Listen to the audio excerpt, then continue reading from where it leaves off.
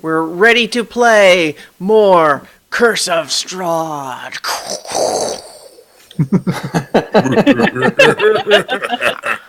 Yeah, there you go. Let's get some tavern ambiance, courtesy of Tabletop Audio. And is it What playing? an excellent service you can find at tabletopaudio.com. Is it playing right now? I don't hear it. Yep, it's playing. Is it? I don't hear it. Yep. Interesting.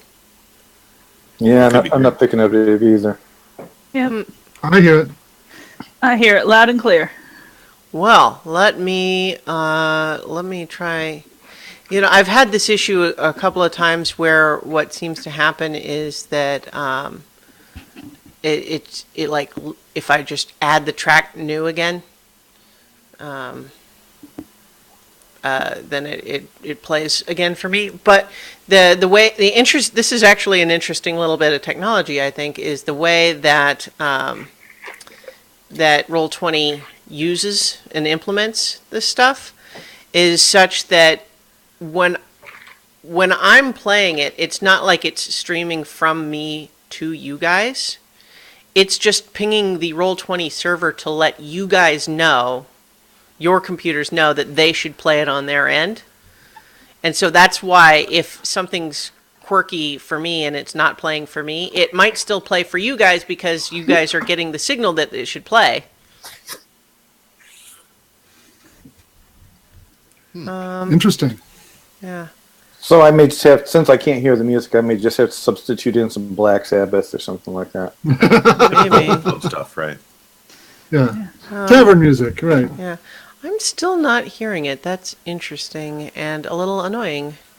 Because, I mean, I'm glad if you guys can hear it, but if it doesn't play for me, it's not going to show up on the audio for the stream.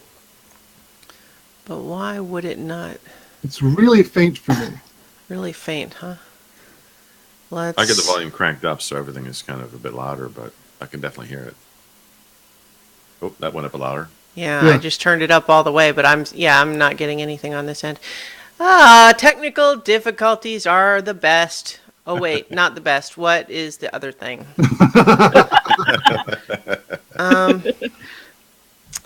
Yeah, so I mean, those of you who can hear it, is it too loud now? It is very loud. I think Okay. Yeah, let me try some of these others just to see if it's like just that one for some reason. Like, I can hear that one. Drums. Yep. yeah, okay. Something is definitely.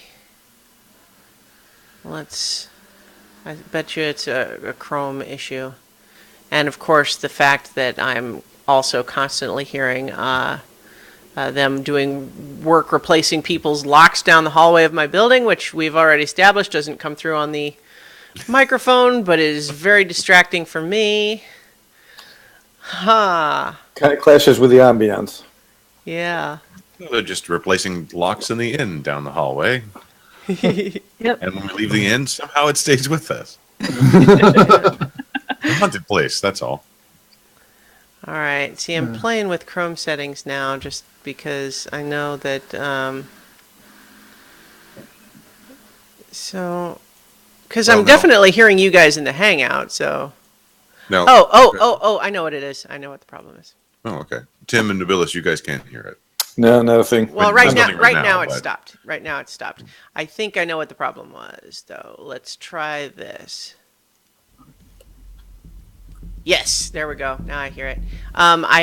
Because I recently had to reboot my computer, a couple of the devices were set incorrectly, and so apparently the way I had that one set, it was produced a result where I can hear the Hangout but not the other Chrome thing for some reason, because I think it was not mixing everything together, so I was only hearing like one audio source.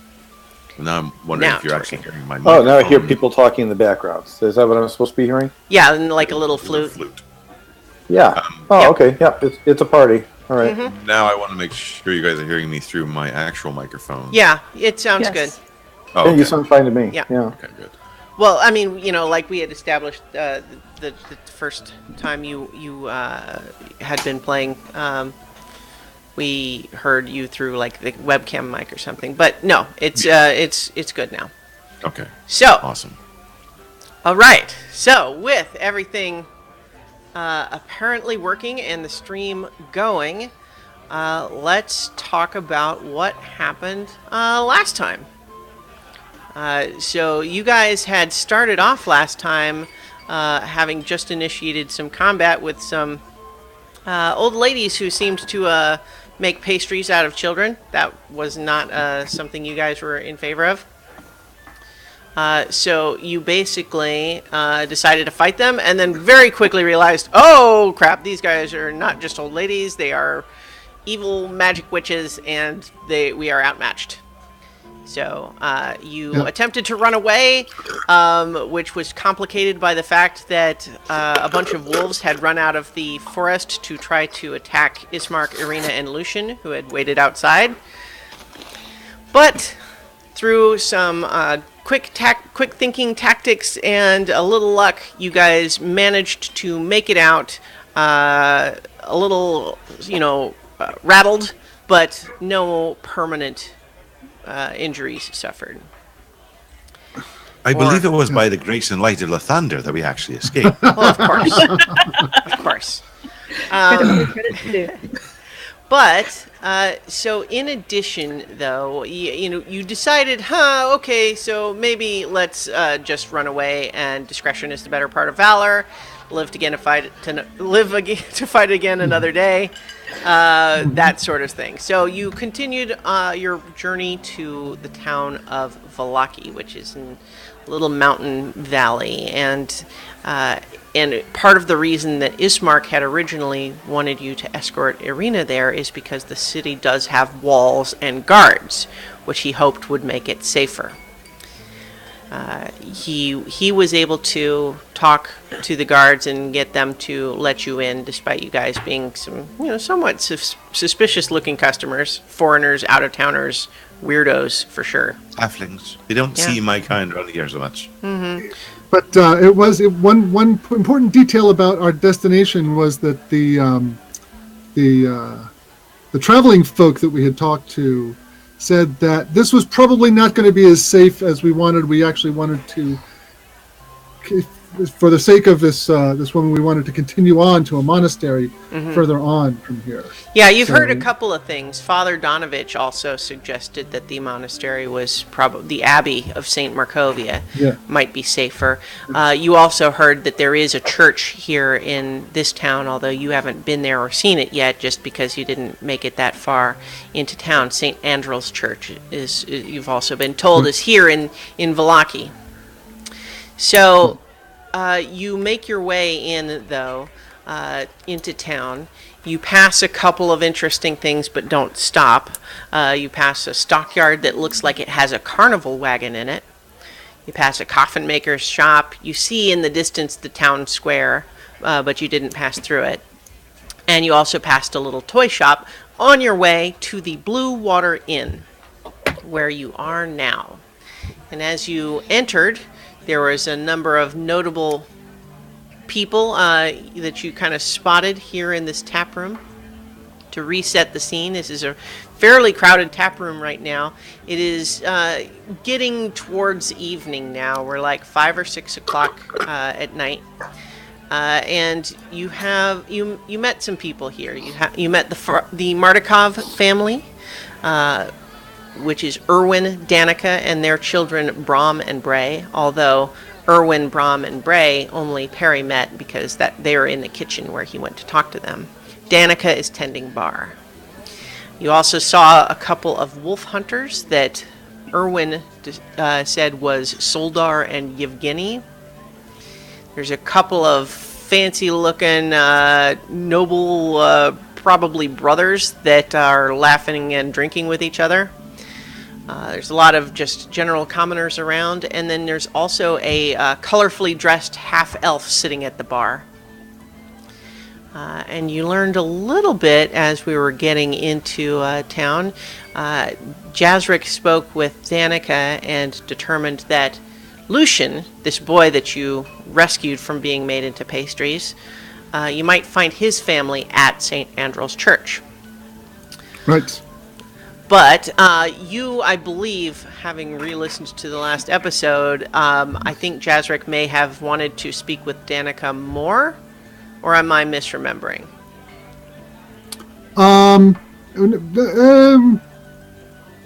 He's anxious to get Lucy into his family first, and Okay. and he's worried that they might leave the church and not be as easy to locate. So he's anxious to get to the church right away. Okay. So the last note that we'll have here is, and I'll scroll the map up, is that Honor, who has a pet wolf companion named Anubis, happened to be looking around, coming into town. You saw a lot of wolf heads on spikes. You saw a lot of wolf trophies. There's a lot of wolf pelts all over the place, and we've been told that these two tough-looking guys in the tap room are wolf hunters. Said, let's maybe get out of sight, and you made your way upstairs to the room. You've arranged rooms here in the Blue Water Inn. As you, Jazric, were talking about maybe going to the church with Lucian, Ismark also confessed that he wanted to explore the church as a possible place for he and Irina to stay. Might be safer than the inn. Wanted to go check it out as well. But before we get to moving forward from that point, first let's introduce the players we've got here today. We've got Tim Dodge as Julius. That's me. Tim Dodge. That's Yeah. Julius As Julius. Yeah. As and then we have Lee Burdett as Honor. Hello. We have Still got to get Lee that webcam. Yeah.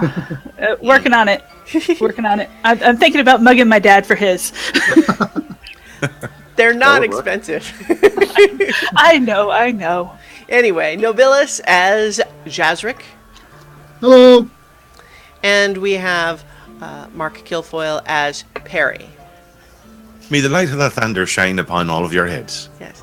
Now, if you're watching the stream or the YouTube later, I'll just go ahead and highlight our icons here. This is Perry in the kitchen. And this is Julius. Jazric. In the dark, from my perspective. Yeah. Yeah. I think you're Yeah. still on my icon up in the room, so you might need to switch maps. No, I'm scrolling around. It's not going to scroll around for you. I'm scrolling okay. around what's Yeah. seeing on the stream. You guys have to control the map for your own. So you Also, guys won't be in the folks at home dark, get to see but more than like we you do. guys are Okay. in the room. So zoom way out and you can see because you guys are only going to see the rooms that you're in at the moment. If I could ask real quick the names of the cook and the kids. Yes, it was Erwin Martikoff is the cook and apparently the patriarch of this family, and the kids are named Brom and Bray. Okay. And then this is Shadow, the elf druid, who is usually played by Nutty, who unfortunately is not able to join us today, which we're going to deal with in just a moment. And then we've got Ismark and Irina and young Lucian here. So, before we do anything else, we have to kind of deal with Nutty being not here. So, first what happens is while you guys are kind of getting a sense of the place, Shadow goes up and, interested in the half-elf, she begins speaking with him in low voices. But you then overhear, without really hearing what she's saying exactly, an expression of surprise and confusion. And then the conversation quickly gets more intense. And shortly thereafter, Shadow goes up to you, and so Julius and Jazric, and the Ismark is right there too, saying, I got some really personal news that I think I need to investigate right away. There's a camp out of town that some elves live in. I know we've got larger business to attend to, but it seems like we've got a safe base of operations here. So I'm going to go check that out. I will come back, but if it's not tonight, then I might find a safe place to stay elsewhere. But I do plan to be back. I don't want to just disappear, but I have to do this. I offer assistance. She says, no, thank you. I appreciate it, but this is personal. Elf business. I'll be back. It's an elf thing. You wouldn't understand. And so with that, she hurries out the door and leaves. All right. So, Jazric wanted to take Lucian to the church. Does anyone else want to accompany them? Ismark and Arena are going to come because they wanted to check out the church. I think I'm going to stay back and kind of act as a guard for Honor and Anubis. Okay. Thank you very much. We appreciate it. Are you guarding them from the tap room, or are you going to go up to join them in the room? I am going to stay downstairs for right now. All right. But I'm going to keep my eye out to see if I see anyone suspicious heading upstairs. Okay. Specifically wolf hunters. Sure. All right. So, what about you, Perry? You've been talking with Erwin in the kitchen. Yeah, I've been chatting in the kitchen. It's all very well and good. The food doesn't look like it's made out of anyone I recognize. So, are you?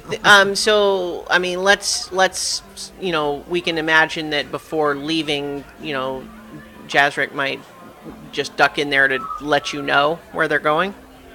He is a little impulsive, but maybe. Well, or would Actually, you? Jazric has made no bones about where he plans to go and do after this. So I Well, don't I'm think just saying that because Perry is not in the other room, would you guys just leave Right. without him without saying anything? Jazric would, but somebody else might poke their nose in to tell him. All right. Yeah, I think certainly if you were making to leave, Ismark would just say, do we want to let Perry know? All right. So I go in, poke my head in the kitchen. Hey, Perry, I'm going over to the church. Oh, Bring are you Lucian then? over to the church. Well, I'd like to see how the local establishment has done. Hopefully a little bit better than Yeah. that Come other on. town. I'll see you folks later. Nice to meet you, Erwin. And have a good day, kids. Oh. Maybe one for the road? Erwin kind of nods and says, I hope you, find what you're looking for. Oh, that'll be good. I hope I know what I'm looking for when I find it. Let's see. Can I fill up my flask with a little Red Dragon Crush before I head out? Unless Jack runs. Danica eyes your flask with a raised eyebrow and just says, another silver piece, and that's fine. Oh, I can do that. I've got 2 or 3 left. Yep. She's happy to refill your flask then. So, you guys, then I'm going to... I'm just going to move your tokens outside the building here for now. Because I'm going to move everyone to a different map.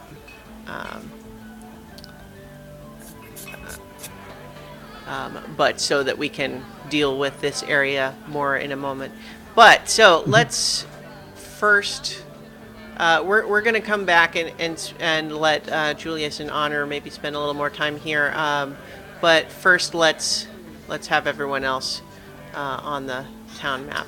So I've drawn this green square to indicate where the Blue Water Inn is in this map of town. So, what you were told is that the church was at the west end of town, along the main road. Is that the big brown building on the far left? Yep. So, if you guys are heading straight there, you notice that the sun is starting to get lower in the sky. It's still light out, but you're aware that time is a factor, probably, if you were wanting to be somewhere before the sun goes down. So, if we have Perry and Julius, are you basically going straight to the church? Jazric, not Julius. Yes. Yep. me move. Yep. Absolutely. Honor to she's left. My head's in a bit of a swivel to see what we're passing by. Yeah.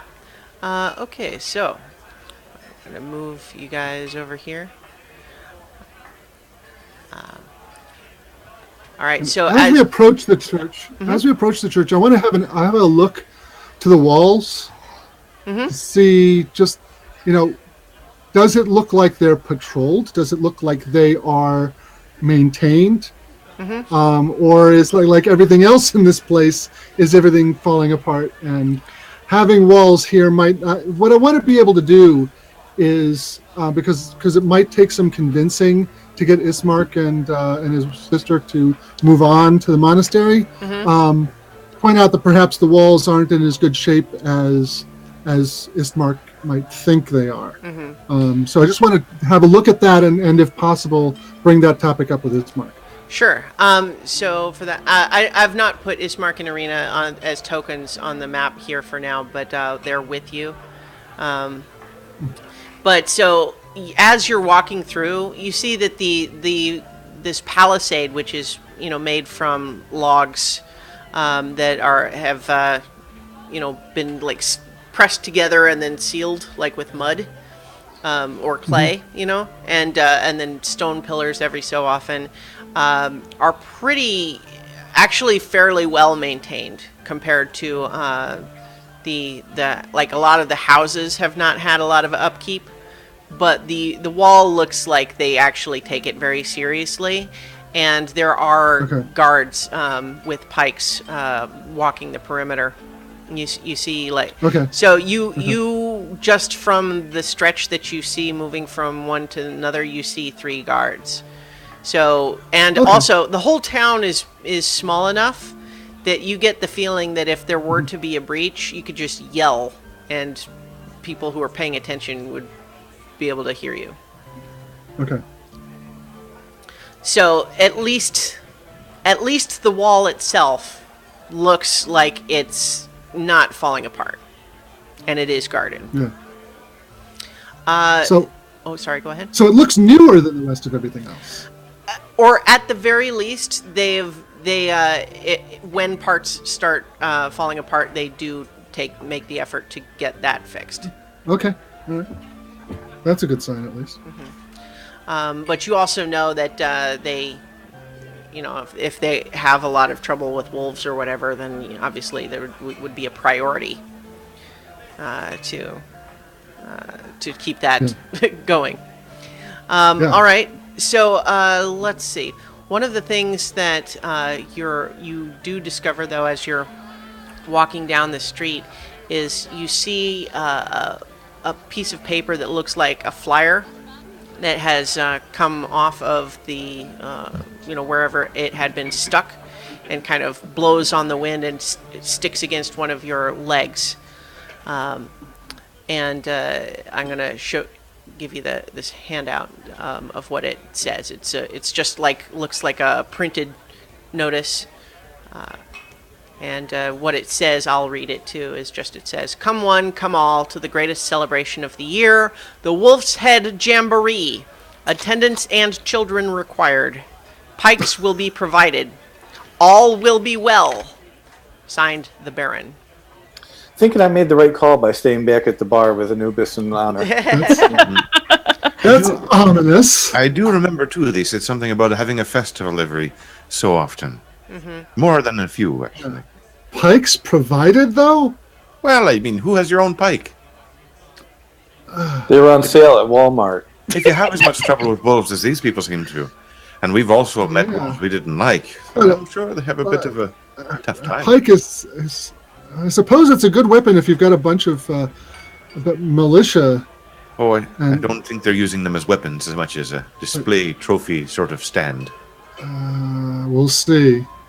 Yeah, you do Probably. recall when you came in the gate that there were a bunch of wolf heads on pikes stuck out, outside the gate. They were hard to miss. Yeah. So yeah, you just found that flyer that looks like just the wind had pulled it off of wherever it had been posted up at some point. Still wouldn't give a 6-year-old a pike. Is there a date or a indication of when this might happen? No. Okay. Well, we passed that Yeah, place with the over time. carnival wagon, and maybe it's over there. Well, and for that matter, what Erwin told you in the kitchen, Perry, was that was the last festival that happened, and there was another one coming up. Ah, so we are between festivals. Yeah. Well, not exactly the most jolliest of times, perhaps, but celebrating defeat of your enemies is probably something most people would want to do. Not necessarily in a bloody way. Because if the bar's any indication, they don't like wolves. Yep. So you make your way to the church, and the actual building itself is fairly similar in layout and design to the church that was in Barovia, the town of Barovia, although this one is in much better shape. It doesn't look like it's had the same sort of supernatural assaults that the other one had. It's, in better condition. It's not all torn up. It's still worn, but not, torn apart.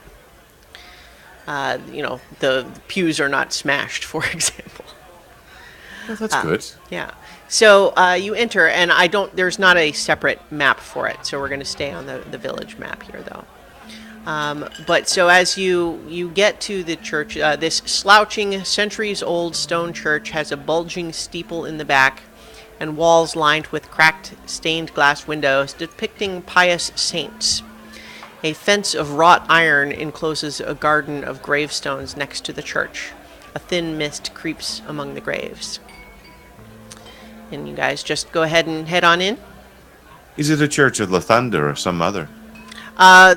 It is looks to be a church dedicated to the Morning Lord, which is you've come to understand that the Morning Lord is kind of an archaic name for Lathander, and that seems to be how they know him. But as far as you can tell, it is the same god that you serve. And in much better shape than the last place. So that fills me with confidence. Shall we, Jezric? Let's go. All right. So as you enter, you see that there's actually a number of people in there. At the front, in wearing vestments, you see a priest. He has an altar boy who seems to be fetching like he has like a bucket of water and a ladle, like he's bringing it around like for people to drink from. And there's a number of commoners here in the area. In the central area here. As you enter, you guys are newcomers. They don't recognize you, so you do get some attention. But the priest excuses himself from the conversation he was having and approaches and just says, welcome. How may I help you today? Do you come seeking the light of the Morning Lord? Oh, sorry to interrupt your ceremonies. I myself is a follower of the lovely Lathander, and we were hoping to have a little shelter here, perhaps. And more Not importantly, directly, but the child here who's traveling with us is escaping from a tragic circumstance in Barovia, and we understand that he has some family here that we would like to connect him to. Oh, indeed. Do you? Are you familiar with? And I don't personally remember the name. Well, Lucian is right there, so he could. He says, "I'm Lucian Milosh. My aunt lives here," and the priest says, "Oh, yes, I believe so. Let's." Oh, there she is. And he leads you over to a woman who is kind of praying in the corner, and he just says, Madeline, and she looks up. Yes, Father, Father Petrovich. Yes, Father Petrovich. And the priest basically says, I believe this is your aunt. And so she looks confused. You're kind of scary looking, Jashrik, and she sees a kid, and It's like, you have a brother or sister in Markovia, yes, in the town yes. east of here. They're unable to care for their son here any longer, and he needs a place to stay. And Are you Lucian? and without then? going into this is Lucian, yes. And without going into too many of the tragic details, I would like to be able to leave him in your care. Are his parents well? They're alive. It's fair to say they're a bit under the weather, and times are tough in They're the town. they're not in good circumstance at the time, and they're unable to take care of him. And we'll leave it at that. I understand. Letters from them had become much more infrequent lately, and some of the details that they shared made no sense to me. But Lucian, yes, of course you can stay with us. We have been here praying for the well-being of everyone in Barovia. And just pray to the Morning Lord that the light that is within all of us can help to chase away the darkness of this land. And taking care of family is, of course, part of that. I would like to make an insight check and make sure that I feel like she's sincere, because I've learned not to trust any fucking thing in this town. So, if it's all right with you, Yeah. I'm going to turn my attention to Lucian to see his reaction Okay. more than hers. Okay, so Okay. you get the feeling from this woman, Jazrik, that like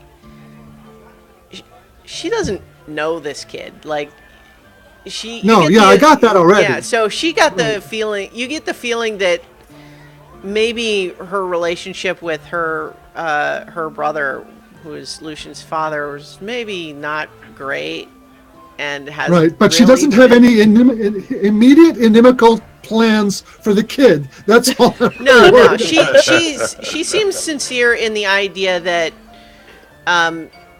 even though she doesn't necessarily feel as personal connection to this kid as might, she doesn't just immediately like, oh, Lucian, it's so great to see you. It's more like she's a little like afraid to think what might be happening with his parents. But this I'm is. Just Yeah, making sure I'm not bringing him from a frying pan to a fire. Yes, she does not seem to have any kind of a sinister intention. Okay. Good. She does seem then worried. I She does seem worried about something else. Oh, there's plenty to be worried about around here. Yeah. And she does. We had not actually been. Okay, sorry. Go ahead. Let's finish the scene and then. Okay. And then She does, at one point, eventually kind of kneel down and just say, "There's no need to worry, Lucian. You can stay here as long as you need to, and we'll write a letter to my brother, your father, and hopefully we'll be able to figure out something. But you can stay here as long as you need." And he's kind of sniffling and tearing up a little bit, and they do eventually hug. Okay. So how is Lucian taking this? That's what I was looking for. You get the impression that he's kind of been in shock. He's kind of been numb a little bit, so he he seems like he is getting emotional now, but he does not seem scared in the way that he was before, like with his parents when he wasn't sure what they wanted to do. He seems to trust her as far as you can tell. Now, young Lucian, you're in good hands, both here in the light of Lathander and in a relative who'll take good care of you. Right? Right. Much safer here for you than us on the road. Yes. And she does look up to you and just says, "How did you come to find him and to help?" Well, there was a bit of a disturbance in the street. Let's just put it this way. If someone comes selling you pies in the middle of the night, don't eat them, for God's sakes. Yes, that seems prudent. You'd think so. But not everybody, unfortunately, feels so. When it becomes so desperate, when it becomes so dark, that the light is hard to see, those are the times you're most vulnerable. And in those times, hold on to your faith, Lathander. Hold on to your relatives and your close ones. And let them guide you through. For God's sakes, don't turn to pastries. She says, Jasric almost smiles. just say no. Is this what you're saying? Pretty much. she says, "Thank you. Obviously, the Morning Lord must have sent you to protect this young boy, to intervene, to protect a child in danger, and to brave the roads. You obviously must be servants of the Morning Lord. I hate to ask this when you have done so much, but would you? I don't even know what to ask. Take your time. Just say it. The worst we can say is no. Go ahead. My son, my own son, Udo, is he spoke out against the Burgomaster. He was criticizing to his face the way he runs the town, the forced festivals, and the Burgomaster's guards dragged him away, and I haven't seen him since. It's been a week. Well, that's terrible. I I'm was not praying sure. for the Morning Lord to send someone to help.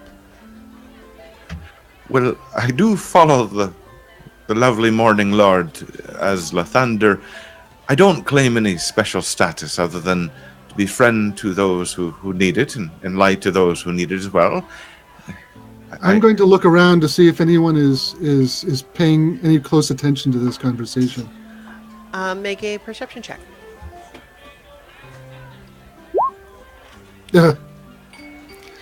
It's kind of, I mean, there's a lot of people, but most of them are praying. Once you guys got into conversation with Madeline, the priest went back to the people he had been talking to before. No one seems to be eavesdropping as far as you can tell. Yeah. We might have time to inquire a little bit. I do look over a little bit pained at Jasric because I know he doesn't want to stay. But we do have pressing matters along the road, other people who need us immediately. But if I have a time, I might inquire about it. Okay, very well. I understand. You've already done a great service. What So thank you. specifically was Udo pained with? What did he not like?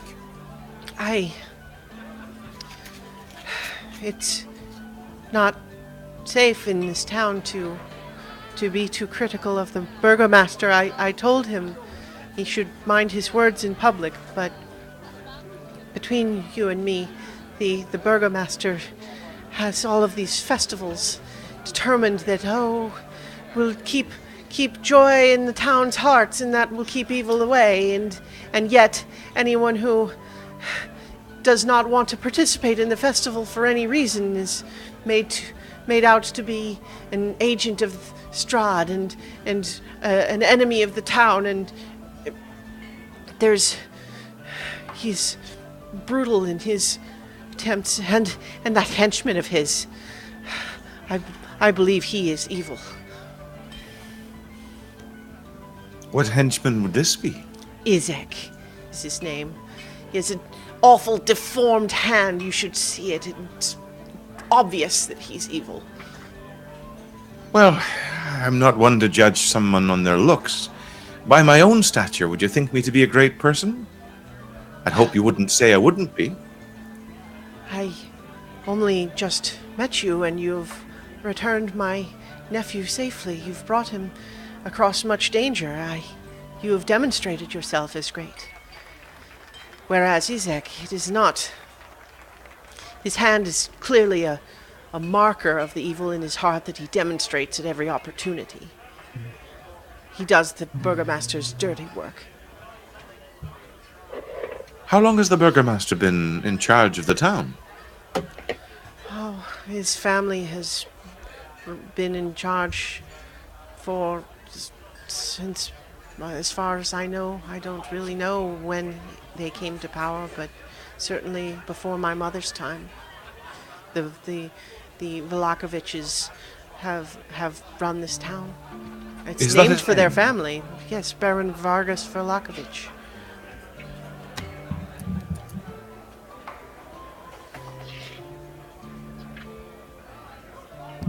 So if I would tell you, even if you are not able to help find my Udo at this time, I understand. I would just urge you to be careful yourselves, because, as I mentioned, all my Udo did was say that the festivals were foolish. He's been dragged off and not seen since. We saw this bit of a paper describing what I think was the last festival. Is this the one you're talking about? Yes, the wolves. It's ghastly. The wolves are bad enough. I don't know why bringing their rotting heads into town is something useful. It's a ritual I've seen before. Those who want to see their enemies humiliated. It's dark and old ceremony. But when is the next one? Is there one due? Incidentally, while this conversation is happening, Ismark and Arena have gone off to talk to the priest. Okay, I'm going to leave Julius with them and go with Ismark, because I'm Lucius. concerned that I'm Lucius, concerned that Ismark is going to decide to stay here. Okay. So the just to continue then with this conversation before we cut over there, you asked about the next festival, and she says, yes, they're just starting to put up the notices for the next one, but it's supposed to be Festival of the Burning Sun. I believe they've made some big wicker monstrosity that they intend to burn. And I believe in the Morning Lord, and the idea that a festival to the burning sun, I mean, it sounds nice, but if it's anything like the other festivals, I expect it will be another dismal affair. Have I heard of that kind of celebration in the Morning Lord's glory? It's not typical, but I mean, it's the burning sun, bonfires, that sort of thing. I mean, it's not outside the neighborhood. It doesn't sound like a specifically religious celebration so much as it's like a town festival thing. You know what I mean? Right. But at least the idea of it being in the name of the Morning Lord is, that seems like something that it could be nominally like that. Well, I mean, as long as there's no bees. When obscure joke for the audience. Yeah. When is this next festival to be held? 3 days. 3 days from now, yes. All right. Was the Baron always such a scary fellow? Well, ever since he has been, I believe that his father, in my childhood, his father was more stern, and it is this Burgomaster, this Vargas, is determined. He is concluded that the way to fight off the evil of this land is festivals that bring joy into people's hearts, and that all sounds fine, but mandatory joy is no joy at all. I can see how that might be a problem. You won't tell anyone that I said these things, will you?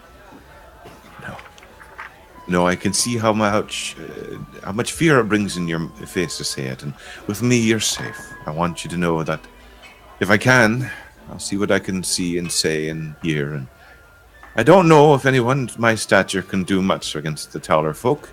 They tend to have their way, but I'll see what I can do. Thank you.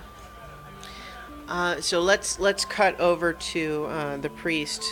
So if Ismark and Irina have just approached the priest, who introduces himself as Father Lucian Petrovich, and so Ismark approaches, and this is just as you're walking up, Jazrik. Ismark says, "Father, are you?"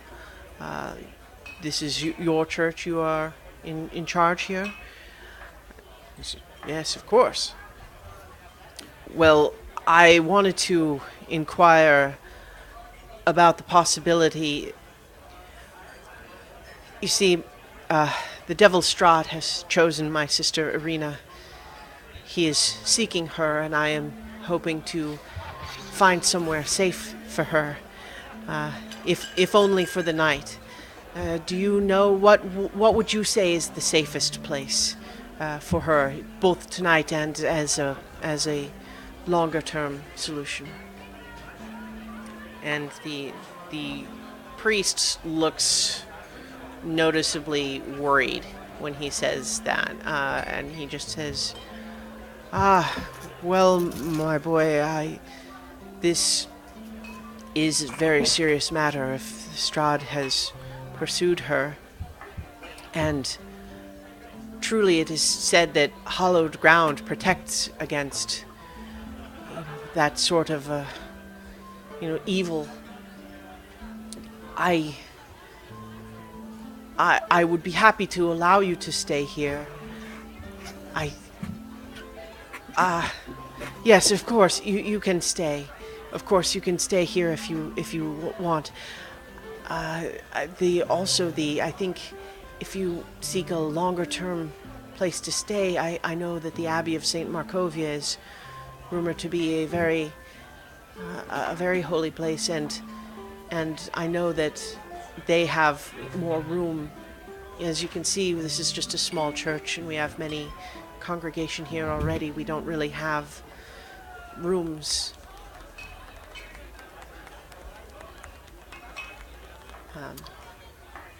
That will do just fine. Thank you. You do get the sense that he's a little bit nervous.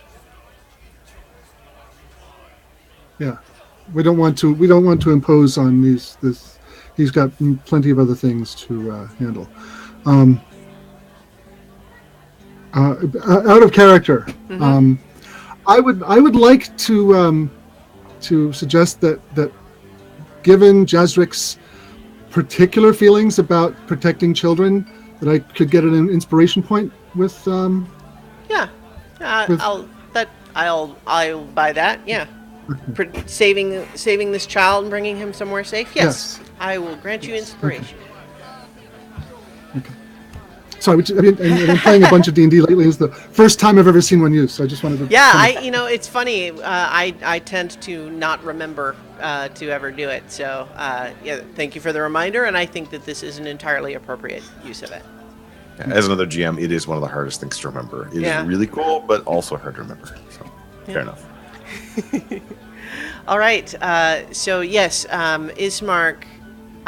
You get the sense that Ismark is picking up on the same nervousness that that you read, Jazric, and he presses a little bit more and just says, "Father, is there some reason why you, I mean, thank you for allowing us to stay. Is there some reason that this would not be a safe place to stay? You seem concerned." And the father kind of looks around at everybody, and there are a few people listening, and he just says, the devil Strahd is nothing to be trifled with. If he does pursue you, I confess I have some concern about the rest of my congregation here. If you were drawing him here, I may I, yes, this is a safe place from Strahd, but I just urge you to be careful. It is a very serious thing. And Ismark kind of pulls Arena over to you, Jazric, and just kind of says, "I'm a little surprised that he is not more definitive about this. I mean, my understanding, you saw..." Okay. How much of the conversation with the new family over there did Jazric overhear? With Madeline? With Madeline, yeah.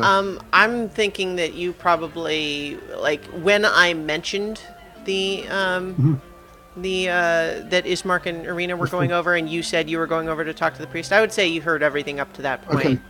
So it was mostly not about the festivals and so on. We'll talk more when we're in a private place.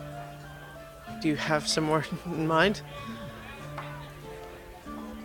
Well, let's just step outside, and I'm going to beckon to Perry that he join. That Okay. he join us as well. I think as you guys pulled aside, you saw the priest actually go over to Perry, who you have the symbol of Lathander like on your armor, or I wear a holy symbol around my neck, yes. yeah. He does, I think, pull you aside as you're kind of wrapping up with Madeline, and just says, "You mentioned being a servant of, you call him Lathander, but the Morning Lord, yes?" I believe we're talking about the same folks, yes. I wonder if you might be able to help us with something. Oh, if there's anything I can offer to your local parish, I would happily do so. Quest givers everywhere! As it looks like,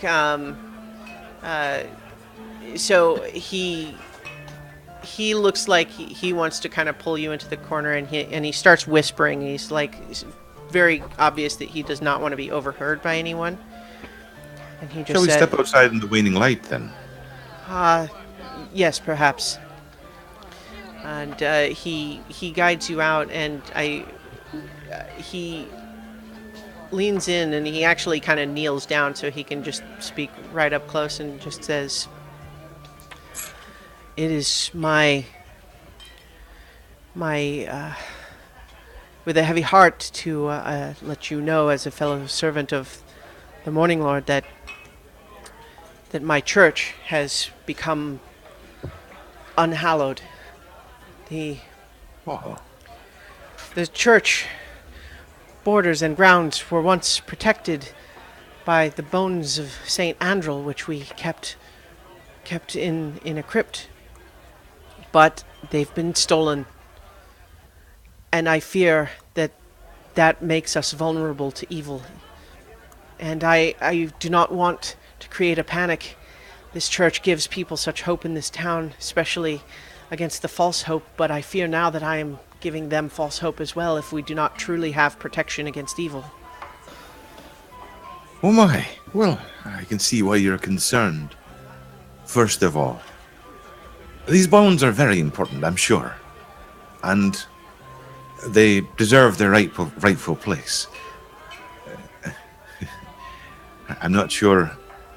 Well, we'll talk about more about those in a moment. But first, the light. Well, we know streams from the sky.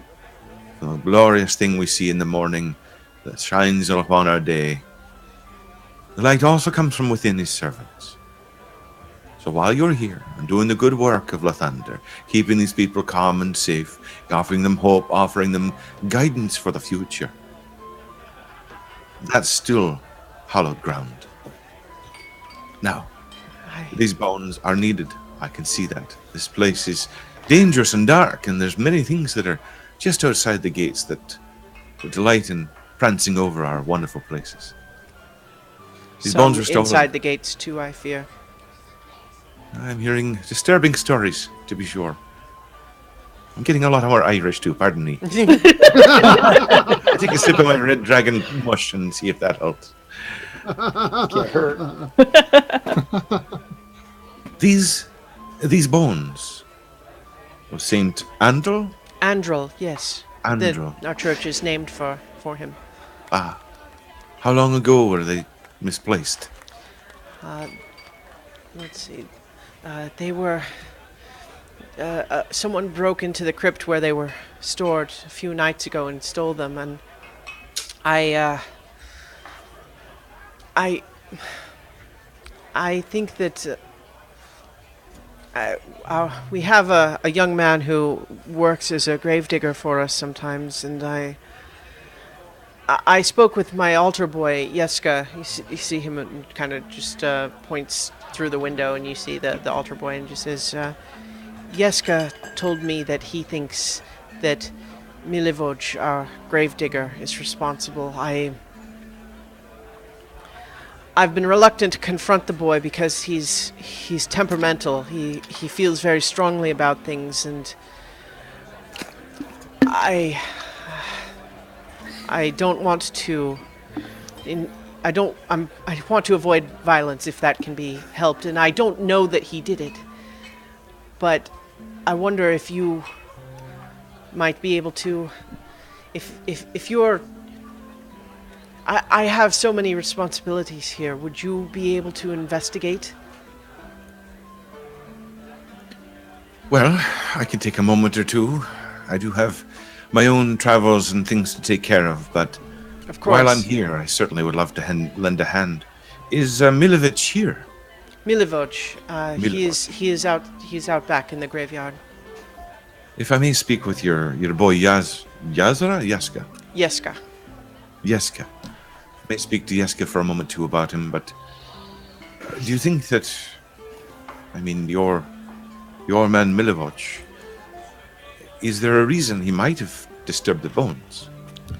I can't think why he would. I didn't think he even knew about them, but it has been a closely guarded secret, and I am afraid that I may have let the secret slip.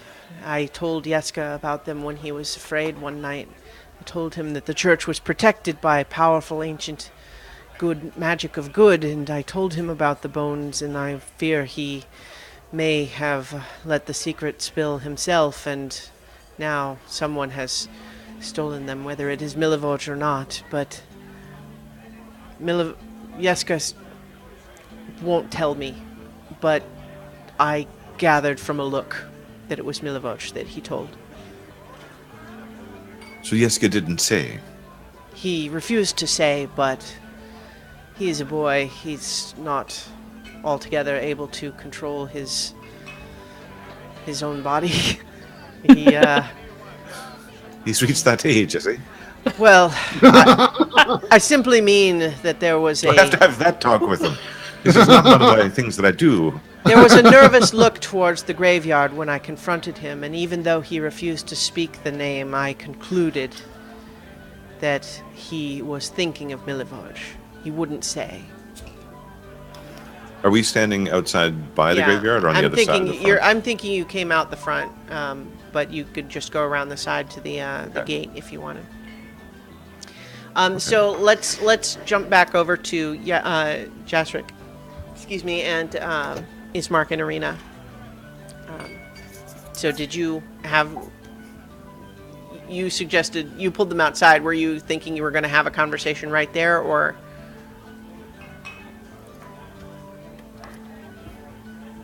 Jasric? Nobilis? All right. Yes. Yeah.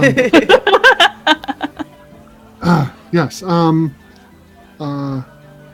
With Arena and Ismark, yeah. Ismark. Yeah. So I didn't hear everything in the conversation with Perry, but there's troubles here that you don't, with something as important as your sister. We don't want to linger here if we can avoid it. I think you're with me on taking her on to the Abbey. Yes, but I don't believe we can make it there tonight. No, we'll have to stay here tonight. Do you think it would be better to stay here at the church or at the inn? The innkeeper seems nice enough, but I don't know if they have, the protection against evil. I think it's best if we stay together. And I'm not sure that this little church has much in the way of facilities. It'll be more like camping out. And I'd love to have the benefit of hallowed ground, but to be honest, you saw how much good that did to the church in Barovia. It's true. So I think we're looking at something. I mean, hallowed ground will stop some undead, won't stop wolves, and he's clearly got servants of that don't need to worry about hallowed ground. So I think it's more important we keep everyone together. I would say we should stay in the tavern. I think personally, I think it's a better choice. Ismark kind of nods and says, I agree. What do you think, Arena? And she kind of looks, back at the church a little bit forlornly and then sort of sadly says, yes, I think you're right. Something in the church doesn't feel evil, but I'm just afraid. I think that the inn would be better. That is agreed. Shall we return there now? It's starting to get dark. All right, so I would imagine perhaps, Perry, that you are, finishing up with the priest. Mm-hmm. You're kind of nodding. You're muted, but Yeah, okay. I was trying to get the unmute button. Okay, so I would imagine that you rejoin Jasric and Ismark and Arena. Let's just do a quick check-in with Honor. Are you just hanging out up in the room for now? Are you staying in there? You're not doing anything else, or did you want... I took a real quick look around the room just to make sure that it was secure, and then Anubis and I just kind of camped out on the last bed with a pretty good view of the door. Okay. Well, since you're staying up there and you're in there long enough, what we could say is that you're initiating a long rest. Excuse me. Yes. Okay. So yeah, if you're not doing any other kind of activity, that we can say that once you got up there, you started the timer for your own particular long rest. Yeah, that was the intent. Okay. In the meantime, Julius, you're still hanging out at the bar, so let's return back over there. Okay.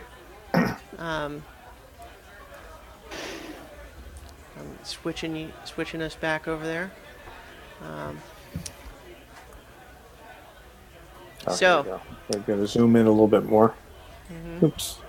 So yeah, right now I've got you there next to this half-elf gentleman across the bar from Danica.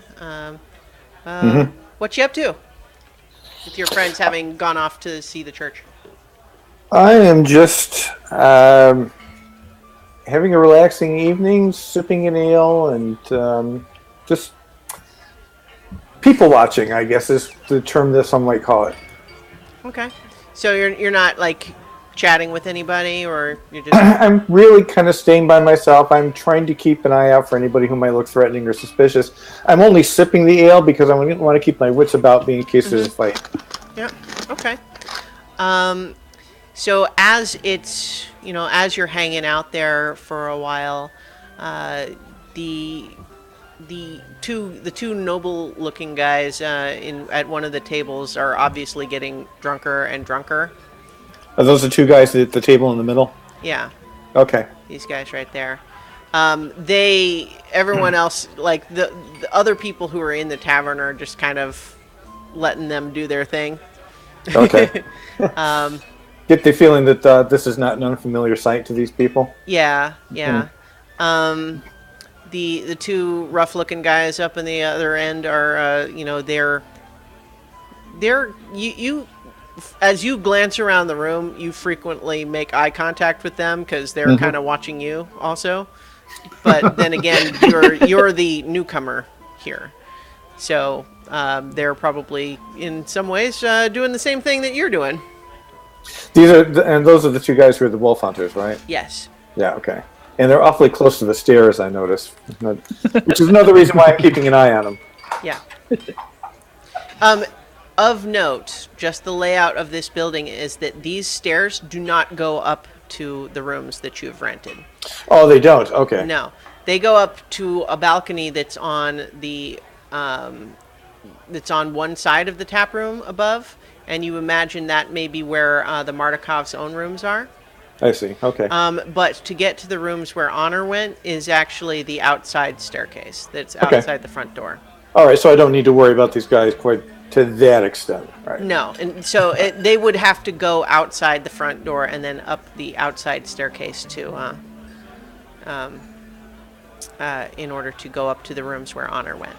Okay. Well, and just so you know, my plan is if I see them get up and head for the exit, then I will probably follow them. Okay.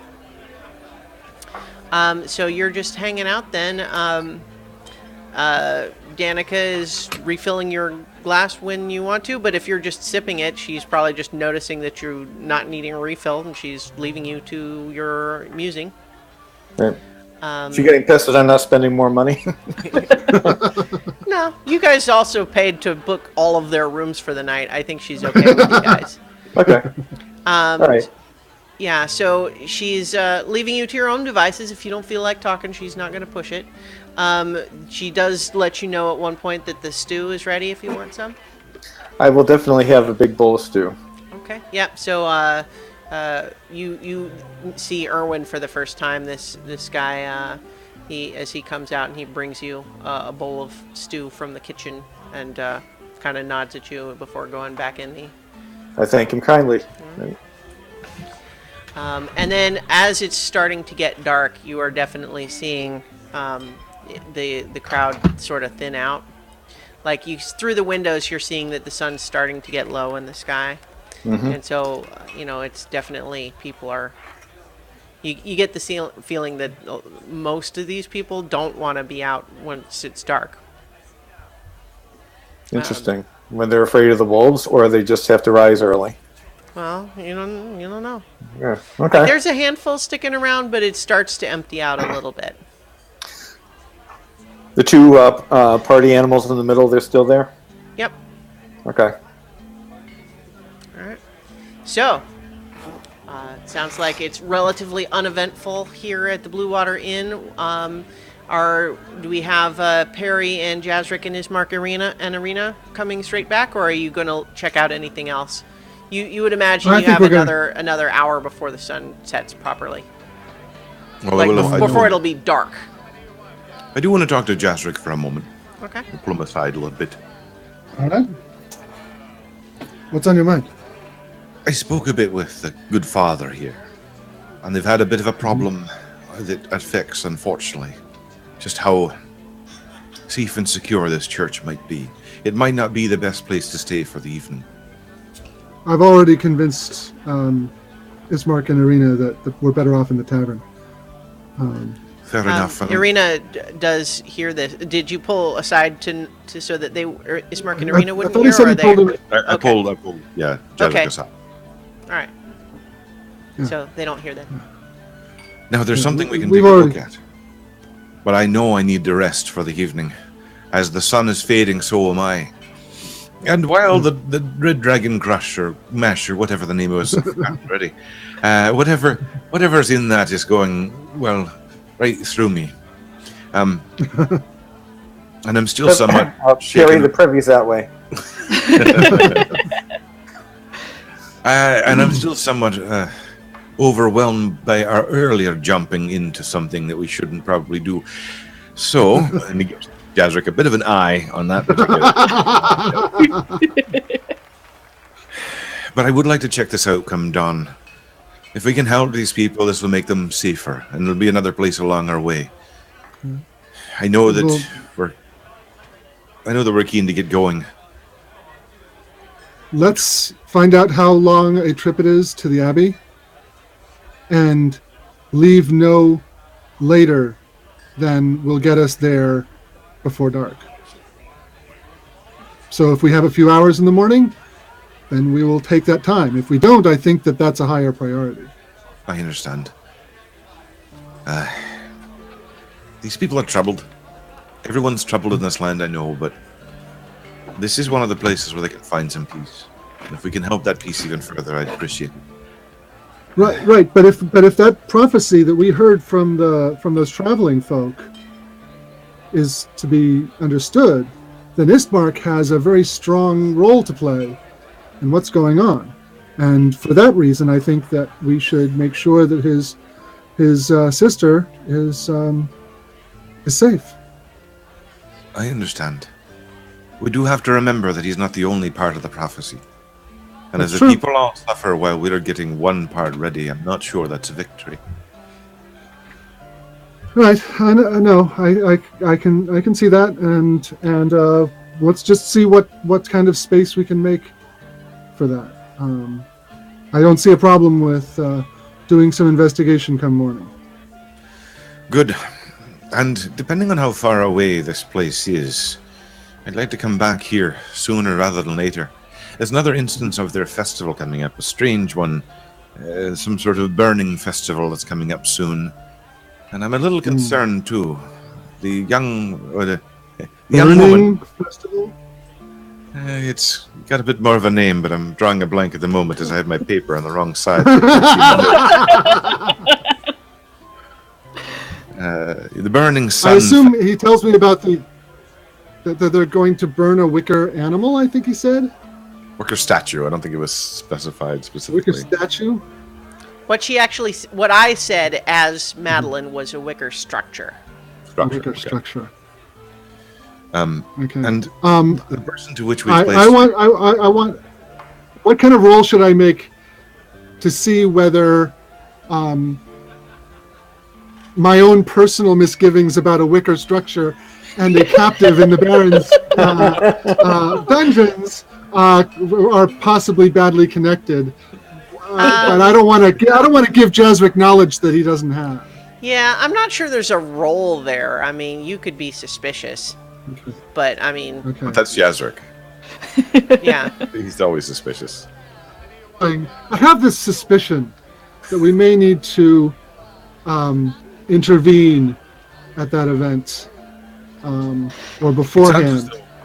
It sounds as though the Burgomaster here has become somewhat of a tyrant. As I said earlier, the idea of a festival that happens to cheer people up in a place so dark and depressing sounded great, but attendance is mandatory, and speaking out against it will land you in prison. The woman we were talking to, the one who's taking over your young charge there, her own son was taken away for speaking up against this. Hunting undead is so much simpler than the human monsters. You have a strange idea of simple, but I'll take that for now. So there's things Well, to be the done here. first things first. Let's get back to the tavern and talk to the others. Fair enough. All right. So as you guys as you guys kind of finish your private conversation, you notice that Irina is looking uncomfortable and whispering to Ismark. And as you guys kind of come back, she looks to you too, and also just says, "That man is staring at me." Which man is that? And you guys look, and across the street, like a block down, there is a man with one hand is kind of like big and almost beast-like, one of his arms, and he's standing with a couple of guards, and the guards are looking like awkward and uncomfortable, but that guy is, as Irina said, he is just given, like, he's not looking at anything but her. Oh dear. Mm-hmm. I think that's Isaac, the literal right hand of the Baron. Another good reason not to stay in town any longer than we have to. True enough. Are they on the way? Or are on our way? Yeah, like they're not directly blocking you, but right now where they're standing, you're going to have to walk past them if you take the same road back to the inn. So on the map here, they're standing kind of right here. Okay. Well, I'm not walking past them. Okay. I'm walking up to him. Oh, okay. Hello. He looks down. Jazric is close, but not within immediate grabbing range. Okay, so like Ismark and Irina look like they're gonna stay with you, but like with you, Jazric. How wide a berth are you giving this guy? As Perry just walks right up to him. About 15 feet away. Okay. Close enough that I'm there to charge in if it immediately requires, but not like right behind him like I'm some kind of immediate, threat. Okay.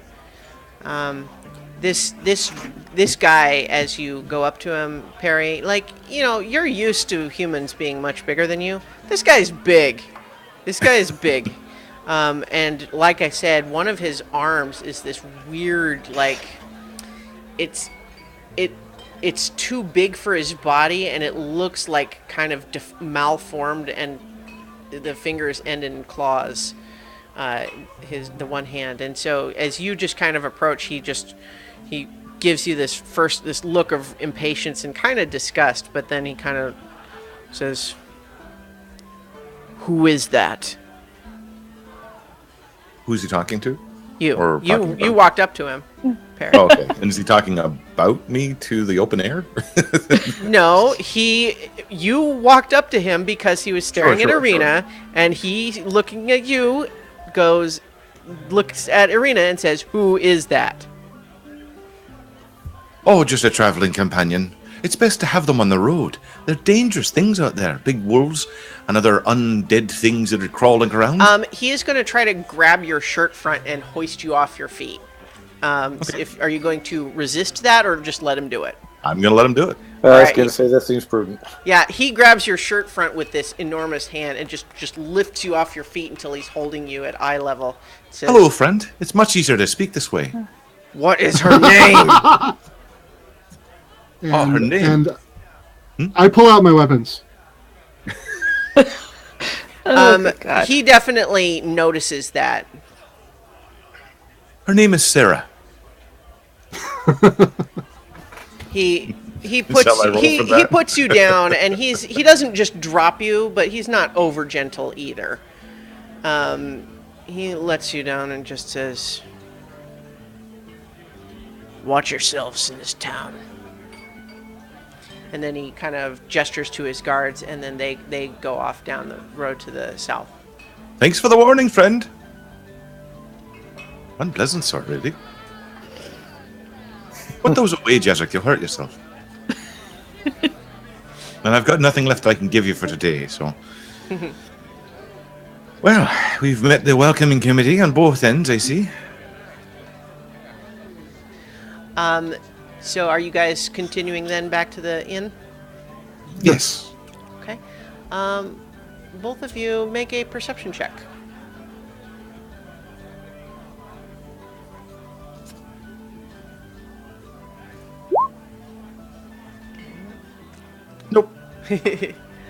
I'm out of red dragon wine or whatever the hell this is. Jazric, you definitely, as you make your way a couple of blocks, you kind of have the hair on the back of your neck rising a little bit. And you kind of look over your shoulder and you realize that one of the guards that was with that guy is definitely following you a couple of blocks back. Okay. Harry, you bring these guys to the tavern. I'll be right back. All right. No sudden moves, you fool. And you're not going off on your own. Come have a drink.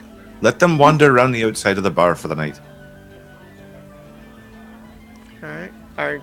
Are you taking that advice, Jazric? Grudgingly. All right, so you all return to the tavern then. The inn, the Blue Water Inn. So let me move us all back over to that map. So we have Lucian was left with at the church with his aunt, and the rest of you go back into the tavern here, or the Blue Water Inn, and you notice that it's not dark yet, but it's basically the sun is in the process of setting. Mm-hmm. And there's distinctly fewer people on the streets as you made your way back to the inn. There's some. It's not like it's abandoned, but you get the sense that it's still a case here where people treat the nighttime as a dangerous time. Julius, is that seat taken? I go sit beside him. Nope, help yourself. You can go ahead and move yourselves around here. I was kind of doing the broad strokes moving, but I'll let you. I'm actually staying near the door and I'm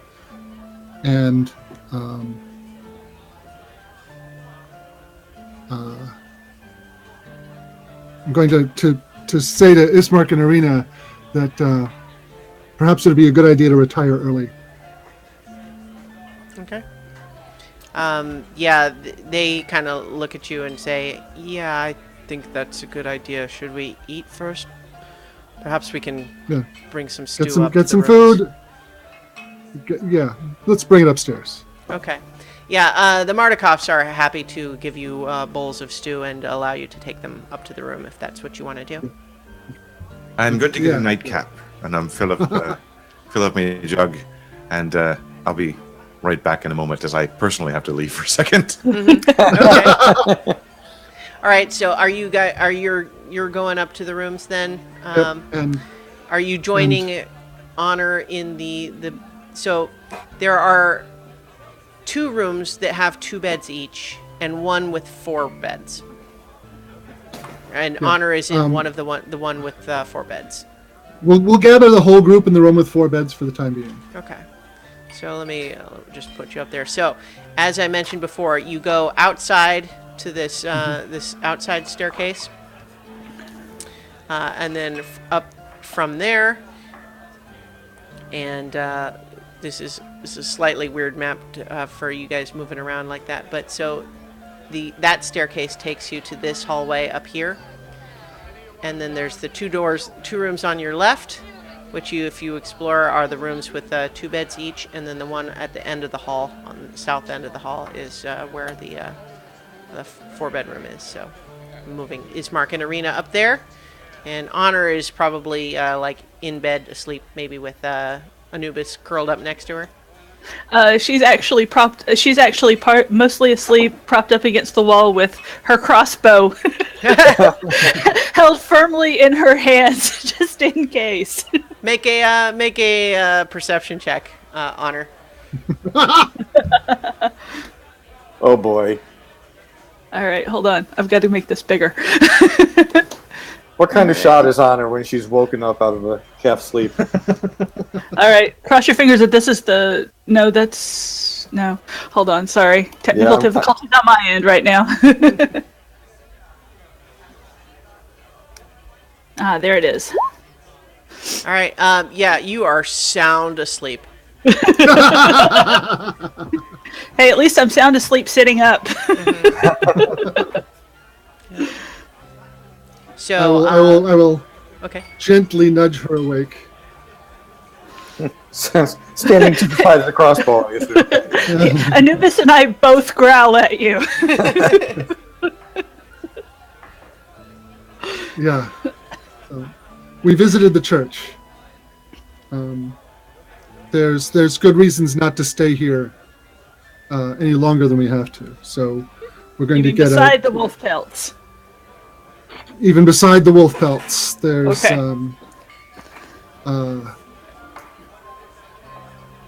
the Burgomaster is a tyrant. He puts anybody who speaks out against his forced festivals in prison, and they're going to burn a wicker thing in a festival in 3 days. Seems likely that there'll be. I suspect there's going to be a human sacrifice. Joy. Just from the tone of the way things have gone so I far. was only in the privy for a few minutes. Did you join them up in the? Did you follow them up to the room then? I assumed that literally he went to the privy to get rid of the wine. And All right. So kind of walking in, hearing human sacrifice, dogs and cats together. So yeah, you make your way up to the outside staircase, which I'm just putting you on this map here. Just the outside staircase, hallway, and then they're in the room at the end of the hallway. So, are you up there now too, Julius, or are you staking out the tap room still? No. If everybody's back and the place is secure, I will head upstairs as well. All right. Back in a sec. All right. So you're all together then up in this this room. Good opportunity to discuss plans with everybody. But it sounds like you kind of started doing that. I want to wait till Our- Tim gets back then. Are Ismark and Irina here too? Yep. Okay. They're in the room with you. Are you not seeing it on? No, the map? that's why I was wondering if. Yeah. Actually, he heard the entire thing that we're talking about. Never mind. I will lay out to Julius and Honor about the things we learned at the church. Okay. The upcoming festival in 3 days, the fact that the bones are missing. Ismark and Arena hadn't heard that part because No. Perry pulled you aside. But if you're sharing it with them now, That's why I was asking. I didn't actually don't tell see him any about reason that. not to tell them. yeah, I Irina don't kind of think it'll says make anything. she looks a little confused, but she says, "I knew something was off." Yeah. Yeah. So if you can feel that, then it's definitely something important we should look into. Not immediately. Tomorrow morning is soon enough. Ismark, do you know how far it is from here to the Abbey? Well, the Abbey, I've not been to the Abbey specifically because it's up on the hill above town, but Kresk itself, if we make good time, is I think only 2 to 3 hours by the road, the old Svalich road from here. Right. Oh, good. So if we leave 4 hours to get there, then if we leave here by noon, then we should get there by nightfall. When is dark happening now? Yeah, you see out the window that it is now like the sun has set. But it's There's not still 4 there's some o'clock. light in the sky, but it's fading quickly. But it's more in the sense of how many hours are there in the day here, so that we can plan. The sun is setting right now, and it is about 7 o'clock. Okay. Okay, so if we leave by noon, we'll have plenty of time to get to Kresk and visit the Abbey. And I'm thinking that if we want to get an early night's sleep, bolt our doors and windows, and hopefully get out early in the morning. Yes. I'm going to take a look at in the morning, and I'm a little worried that we may have gathered a little bit of the attention from Isaac, although he's seemed to be dumb enough to believe what I told him. Yeah, nevertheless, I need to do some hunting. Ration bars will hold us, but Anubis needs fresh meat. So either I need to go beg for do some help in the kitchen to beg for scraps for Anubis tomorrow, or I need to go hunting. Well, you guys had paid for rooms and dinner, so you could definitely have some stew. They brought up their own stew. But for Anubis, Yeah, he needs fresh meat. fair. So I'm just saying, there's Get a bowl of food stew for the available. dog. I'm just saying it's Yeah. you're kind of assuming we that you can- would have to do work in the kitchen to get scraps when I'm saying you guys paid for dinner. So Just because of the wolf pelts, I'm not okay. I'm not very trusting on whether or not they would actually give me something. Fair. I'm gonna ask, but I'm sure we it's- can ask Kerwin to give us a few things. I get the impression that much of that is made for their clients' benefit more from them. They seem much more cheerful than most of the other folks here, just in some ways because they provide the wine. That always makes you more cheerful. But I hope that they're not quite as taken in. It does sound like some people aren't so convinced the Burgomaster's displays against the wolves are appreciated in the way that perhaps it originally had meant. Okay. It won't hurt to ask, and I'll definitely ask before we head out. I don't want to be out on the road or out in the woods without backup in this area. It wouldn't be safe. Yes. But better. So I'll try in the morning. But an early start would probably be good. That makes me think somewhat of Shadow. I hope she's all right. Yeah, it is dark now and she hasn't come back. I mean, she told you she might not be back tonight, but I offered to help, but she declined. Personal elf business, I guess.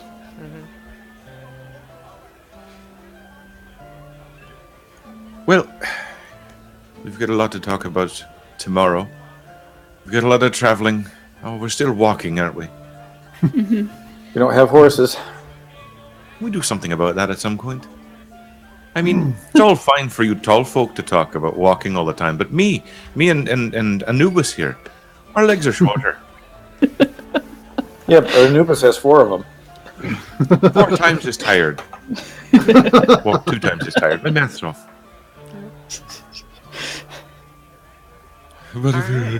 so are you guys looking for an early night here then, or Yes. I think Okay. so. Yes. how are you splitting up? Like, you all could stay in this one room if you wanted, but it's pretty cramped with all of you in there. You Harry is you already do have curled the up other in a 2 chair. rooms. In the chair that he's in. He had a little sip of the extra wine. I'll take one of the beds in the room with 2. Okay. All right. So let's say put you there.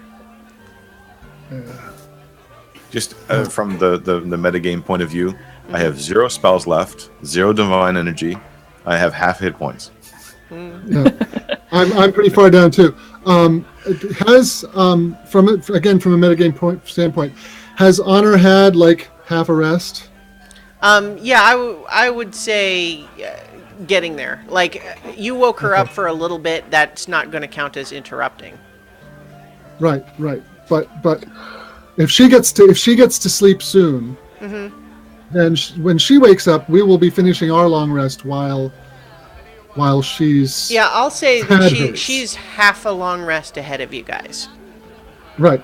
So that's what I'm thinking, that for the latest part of the night, which is going to be probably the most dangerous part, she will already have had her long rest. Yeah. She started hers somewhere in the neighborhood of like 6 o'clock. You think we should post watches? I think we should. But we all need rest, so I think singletons would be good enough. Okay. Is there any of us who don't need a long rest? I know I need one, and I know So do Perry I. needs one. And I need one. Yeah. All right. I nominate Shadow.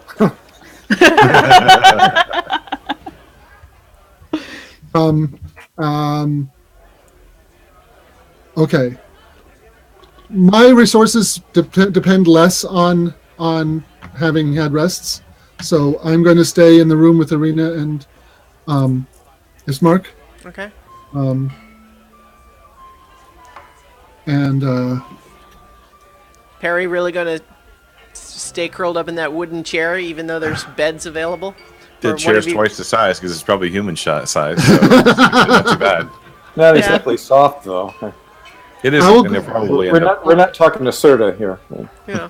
I'll grab some bedding from one of the other rooms. Okay. Take 2 of the chairs, put them, line the chairs up, throw the bedding on that. Perry can sleep there. Okay. You do have windows in all of these rooms, so it's definitely dark now. There are wooden shutters that you can pull closed, but they're Close them. they're not like sturdy though. They're just block light. Yeah. They're not like But bars or something.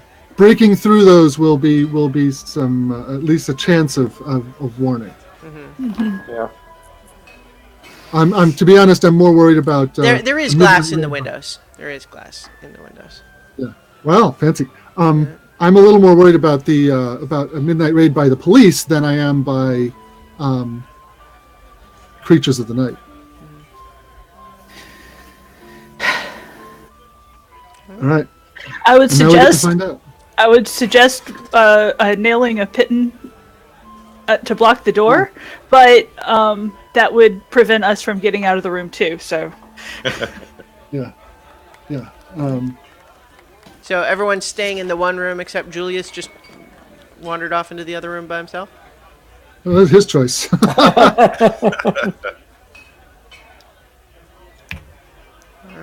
There's beds available. I'm going to take one. Okay. Well, if there is a ruckus, I'm pretty sure I'm going to hear it and be able to come down to Okay. the room.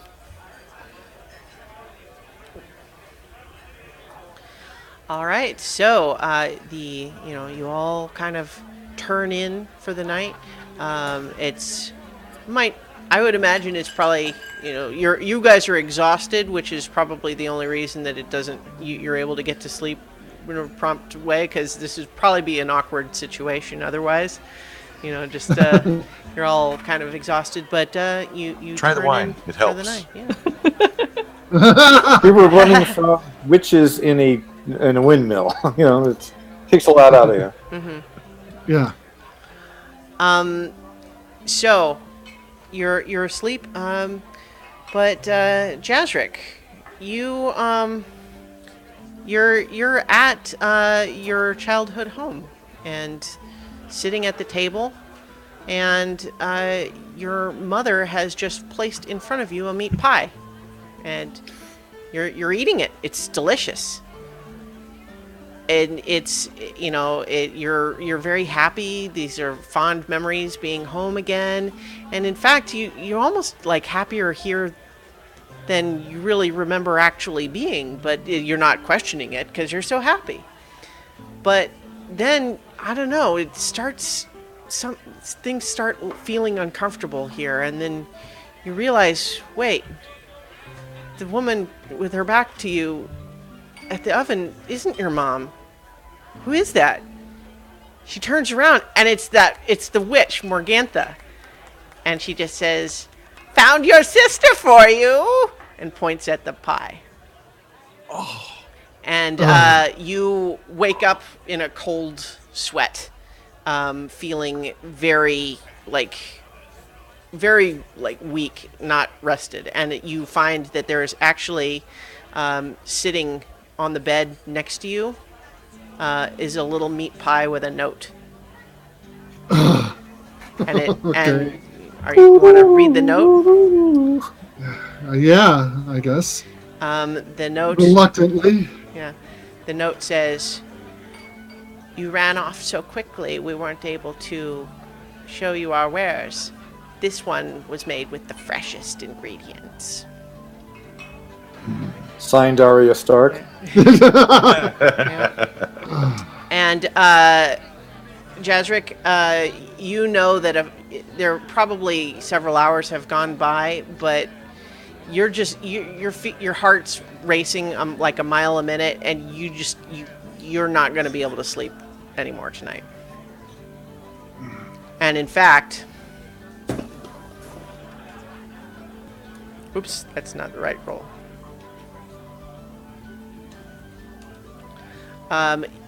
you have now lost 4 points off of your hit point maximum. Oh dear. Yeah. Does that? You feel weak, and you know you're not going to be able to sleep anymore tonight. Okay. Can I at least get a short rest? You can do a short rest, but not a long rest. Okay. And that Okay, 4 then is I'm gonna- off of your you did not lose 4 hit points. Your hit Right. point maximum is now 4 lower. Okay. Well, I'm going to use 2 of my hit dice. Okay. Give me 11 points back, which actually is enough to bring me back to the now reduced maximum. All right. And then the short rest should restore those. Okay. No. So Yeah. those come back with long rests. Never mind. Yeah. I'm now down to. I'm down 2 hit dice. All right.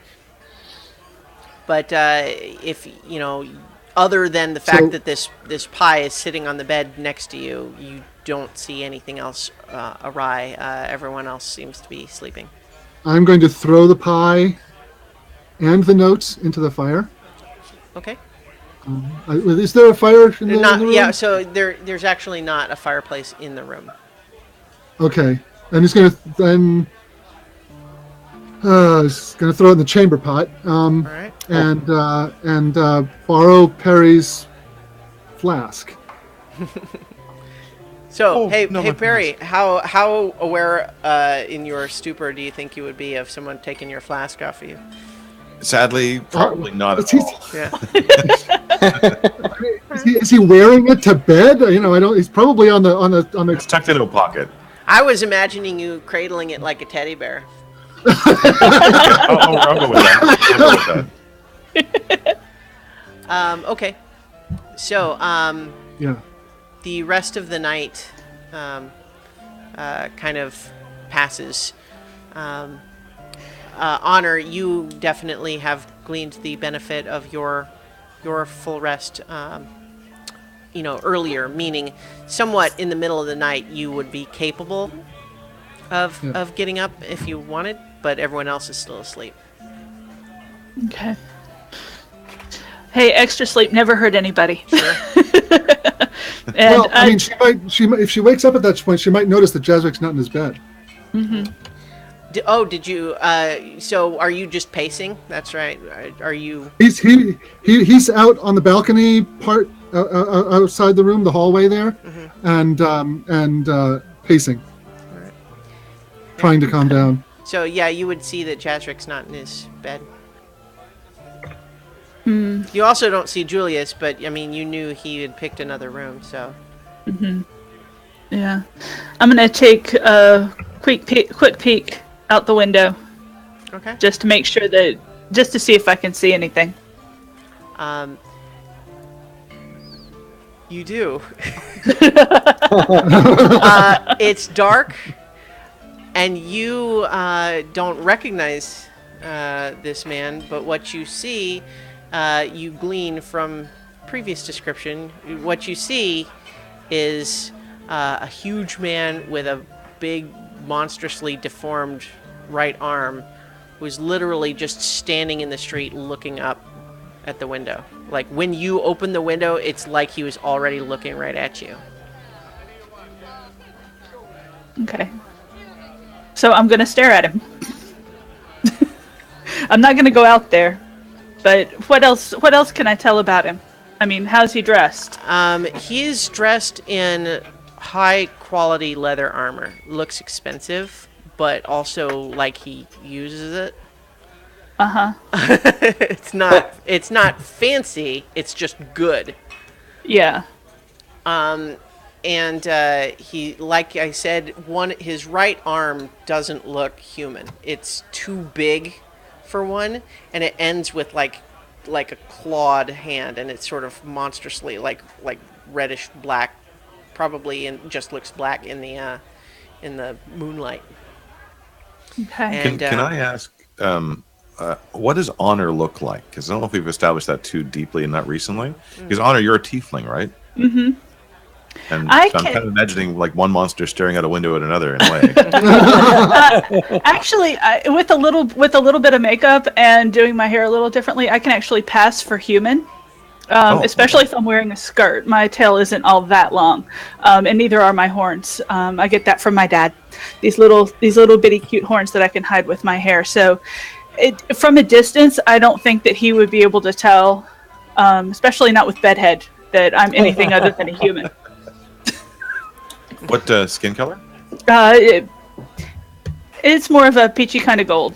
It's like I said, with the right makeup and everything, I can definitely pass for human. Gold eyes and kind of burnished hair. The icon actually was the picture that I chose for her description. Cool. So, this is open right there. For those of you watching the stream, we got the little images here. All right, so you stare at him, and he stares back. He looks irritated. Okay. Well, he's not doing anything, so I'm going to close the window back and shut the drapes. And just make a note of it for later. All right. And then I'm going to stand guard from the bed. Okay. All right. So, Jazric, as you're standing in the balcony above the tap room, you do notice that eventually, as it got pretty late, both those two nobles that had gotten pretty sloshed and the two wolf hunters do leave eventually. And it empties out. There's one or two commoners that seem like they've passed out at the table, and Danica kind of cleans around them. And then eventually... No one to roll them out the door before closing? You get this feeling just from her demeanor that, like, these are regulars. They pay for their wine. She doesn't care. Pay for their spot on the floor. Yeah. But eventually, she does go and lock the front doors, and then she climbs the stairs that are inside the tap room to the balcony across the way from you. She kind of nods to you before retreating into the bedroom on the far side. Jazric's too lost in his own thoughts to respond. Okay. All right. He's not even looking at her when his gaze is 1,000 miles away. All right. So.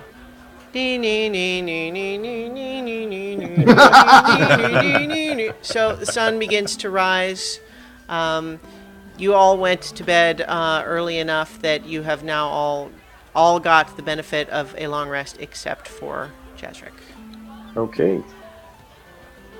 I'll take my time and stare into the light of the sun coming through the window and do my prayers for the morning. I would think you're a little bit stiff from sleeping completely voluntarily in a wooden chair. Prayers / stretching.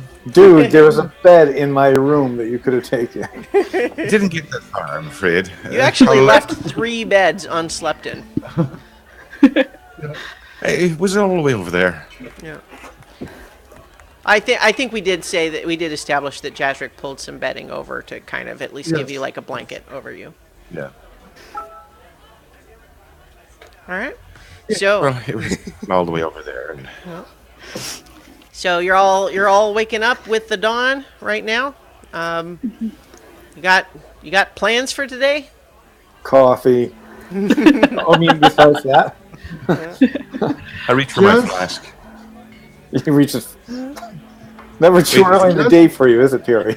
Is it here? It Jazric yeah, looks you're. like- Oh, are you coming back in, Jazric? As they're waking up? Yeah. Well, once he hears movement and everything, Jazric comes in, closes the door, leans against it, and says to Perry specifically,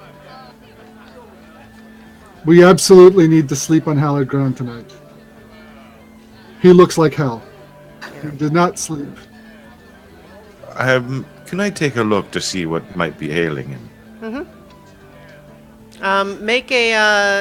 Make a religion check especially considering he just said hollowed ground.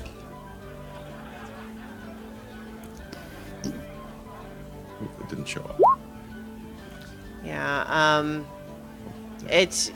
There it goes. Yeah, you don't... He looks like he didn't sleep, and he may be sick. And, you know, you hadn't gotten the sense that he is especially religious. So it's a little confusing why he would say that, I think. You don't detect anything obvious, other than he doesn't look good. Do I think that something might be afflicting him that I could remove with lesser restoration? Because it's a little vague as to what that actually affects. So Yeah. No, actually, it has a very specific list of what it affects.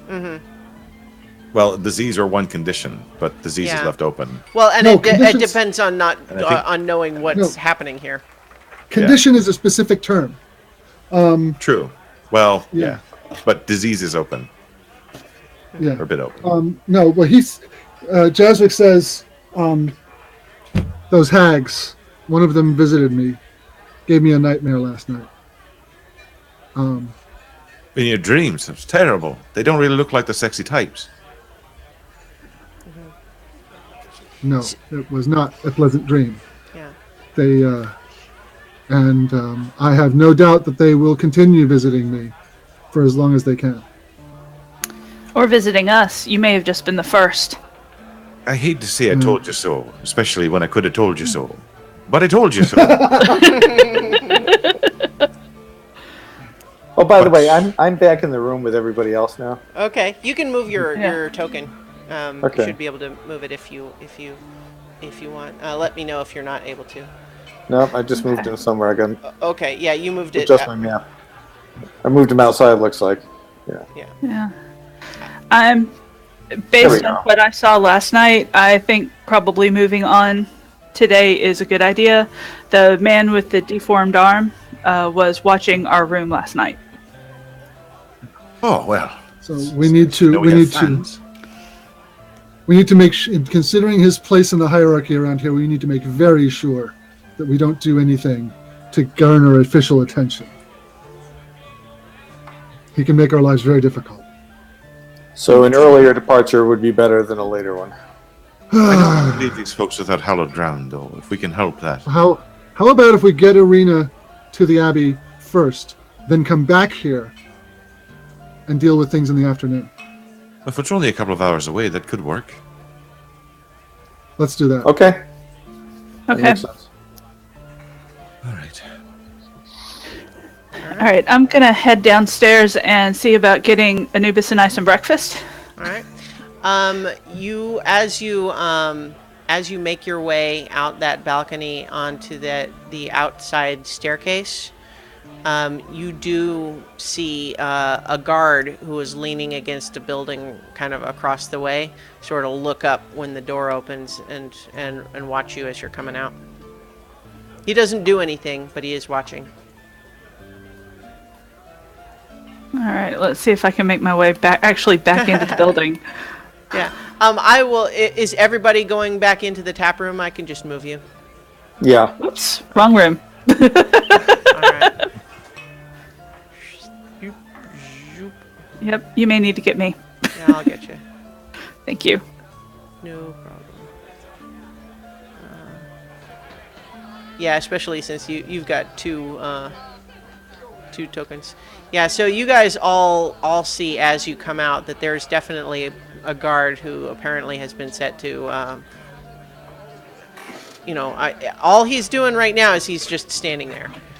So let me remove these people that are not actually here right now. Yeah. So it's early enough that the Mardikovs have actually not come out to do anything yet, or at least Danica has not. So she's actually not there either. So there's a couple of these drunks who fell asleep at the tables. As you come in here, you do hear some activity in the kitchen, which is kind of over behind the bar, though. So if you want to, Okay. All right, which door is it? the one right, you're right there. So if the rest of you are kind of coming into the tap room, are you all following Honor like into the kitchen? Sure. All right. Sleepily, but yes. Sure. So I'll just go ahead and move y'all up in there. Starting to get a lot of tokens in there. It's a relatively small room, but so you, as you enter this kitchen, you do see Erwin, who has got this, salt and pepper beard. You didn't ever see him. Well, I guess you did. Maybe you may have seen him around as he just did various business. But it looks like he is, he's chopping some vegetables and kind of starting the morning stew. And it just says, you lot are up early. Yes, good morning. I was wondering if I could inquire about some breakfast for myself and, of course, my companions and my wolf. And maybe a bit of bread for the road and a small wee pint. Well, of course, of course. And your wolf, probably, we've got some, does he want it raw? We've got some mutton. Oh, that would be fantastic. Thank you. He opens a little sort of like a little trapdoor that looks like just sort of a root cellar for maybe keeping things cool, and pulls out what looks like sort of a relatively freshly butchered leg of lamb, and offers it to Anubis. Okay, and Anubis doesn't touch it. He Okay. waits for me to take it. All right. How much? Well, depends. Are you lot planning to stay another night? Are we? Well, we'll be on the road, I think, today. We'll probably come back to town, but we'll be able to stop in. All Maybe. right. If you're checking out, we can't hold the rooms for you. I mean, they may still be vacant when you return, but if someone else comes, we have to we'll give it to them. Unless Of you course. prefer to just pay for them for tonight. We'll hold them if you pay, of course. Our plan is to come back here. It's good to have a safe and wonderful warm place to come back to with delightful ale and wonderful company. Well, if you still want all the rooms, you can have them at the same rate, and I'll throw in breakfast on the house. Oh, well. And a pint? Pints extra. It's like bread in liquid form. He kind of winks at you. Well, remember, this is wine, not beer, but still. He kind of says, Fruit's good for you. I think that can be arranged. You planning to take a visit to the winery? Indeed. How could I resist? All right, good. I'll pour you a glass, and he kind of goes back to the where the kegs are, the casks, and we'll fill that. And he kind of gives you all. He gave the mutton already to Anubis and gives you all. He doesn't have like a full stew ready, but he does have some bread and cheese and stuff like that. Okay. Can all eat breakfast. And I didn't move Ismark and Arena in there too, but I would assume they're participating. Also, I left Rictavio, this half elf. He wasn't in the tap room when you came down, but I would imagine as you come back out of the kitchen to eat, to sit down and eat, you do see that he is back at his spot on the bar, at the bar. Norm. He actually looks at the rest of you coming out of the kitchen and just kind of gives you a nod and holds up. He's just drinking water right now, but he kind of just holds up the glass and kind of greeting. Oh, cheers. What do we owe for the... It's another 5 gold to reserve the rooms for another night. I can pitch in one. You guys can figure that out. I don't think Yeah. we need a nickel and dime that. I only have nickels and dimes. But yeah, okay. So you guys have had breakfast then. The sun is definitely up by now, and you're probably hearing a little bit more of the sounds of activity outside. I think we should be on our way. Before we go, I'll gather need us all another pint? together. Well, that would be fine, generous. Thank you. Fine. No, I'm going to, and I know it's going to be a long ride along the road, so I figure it's a good idea for us to be ready. And with Keswick looking a little under the weather and me feeling it, I figure a little prayer is in order. So, Lathander, if you don't mind lending some of your light and support, me, my friends, we could use your light upon the road. In particular, Jazric, myself, and I believe Honor will need it as well. And I cast, if it comes up, maybe Aid. Aid. Interesting. Lasts for 8 hours. Increases your maximum and your current hit points by 5 for the duration. Oh, nice. Nice. So who you gave that to? Honor and Jastrick and who? Myself. Okay. All right. Chopped liver over here. I know you can take care of yourself, Julie. You seem like you had a great night's sleep in the other room. Sorry, what does that do again? 5? Yeah. Increases your maximum hit points and your current hit points by 5. Yeah. Okay. All right. Yeah. Yet another entry to put on my sheet. Yeah, running it's with +5 interesting on my that sheet. they're not even using the temporary hit points mechanic for that. It's just No. kind of its Well, own it's because you thing. can heal up. You can heal these ones up. Yeah. For 8 hours. Yeah. Yeah, for 8 hours. And that Okay. should be enough time to get there, do our business, and come back. So that gets us up to not quite nightfall, but Right. Yeah. Yeah. dinner time at least. Yeah. All right. So, you guys are hitting the road. Yes. All right. Making Walking again. making all speed to the. Let me move you over to the back to the town map. I cast Mending on my boots because they've got to be wearing out by now. All right. You're also Shadow has not returned, so are you gonna leave like a message for her or anything? Oh, good. Yeah, who can read and write? Yeah, we will leave a message with the tavern keeper that we will be back. We are finishing our mission, and because she knows what our primary mission is, and we will be back before nightfall. Okay. So you leave the tavern. You are heading west through town. Okay. And let me just kind of move all of you. Oops, I'm grabbing too many things here. I'm not going to move your tokens every time, but you guys are moving the west through town. You pass the church. The town is kind of waking up. You come to the gate, which is closed, and there's a couple of guards standing by, and they definitely watch you approach, and one of them kind of moves to speak with you and just says, "The Baron has asked that you meet with him before you leave town."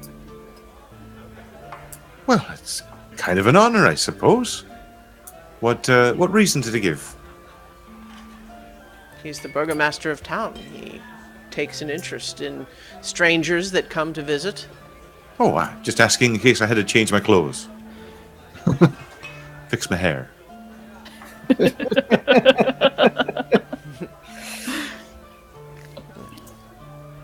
Yeah, we were told to ensure that you...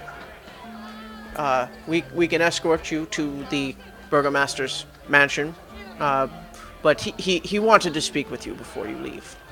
Oh, an armed escort, no less. Well, I'm feeling rather good. Puff out my chest. All right. Well, I suppose we've been diverted for the morning. Is that any problem, folks? Jasric does not look happy with the situation at all. I'm not too But pleased. he was also the one who advised against getting entangled with the locals.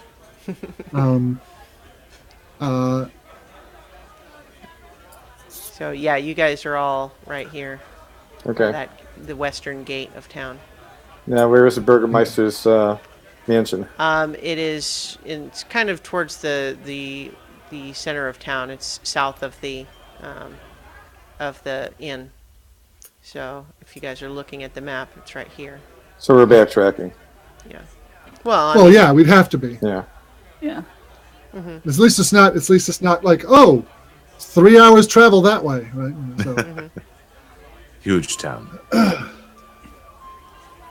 all right. So are you guys? This guard is kind of indicating that you should follow him. With varying degrees of enthusiasm, yes. He doesn't look hostile or anything. He doesn't seem mad, but he was given a job, which was to see that you guys go visit him. I'm going to chat him up along the way, just ask, like, so what's that building, and what's that building, and how long have you been here, and what's your family like? And just we chatted the entire time. Do these vans get good gas mileage? Well, so I mean, he, mostly what you're passing by on the way is houses. It's just, well, my family's always lived here, so I just, getting job as a guard. It's tough work. We have to fight off the wolves sometimes, and when people get rowdy or don't respect the festivals. But it's the pay's good. Has he reacted to Anubis? No, not really. Not especially. I mean, Anubis is kind of obviously with you guys, so he's kind of he definitely addressed you guys as you approached him, like he had been told what you guys look like or what to expect. Yeah. So I started asking him about these festivals. What happens at these festivals? Oh, well, there's all different kinds. I mean, the last one, at this point, he does kind of glance at Anubis, which says, we were, celebrating killing off Devil Strahd's wolves. I mean, there's always more, but, we kill some of them. Keeps us safe for a while. And so we kind of just, hold up the trophies and show them off and that sort of thing. And, had him in the center of town. And I know the next one is Blazing Sun or something. I don't know what they're planning for that one. I'm not on that duty. But I know they're setting up for it. They're setting up everything in the stockyard, and then it's going to be they're going to have the festival in the town square. And they've not done that one before.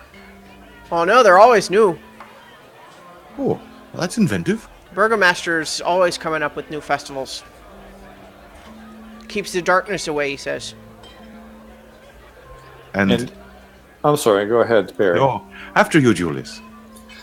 And everyone is expected to participate in these festivals?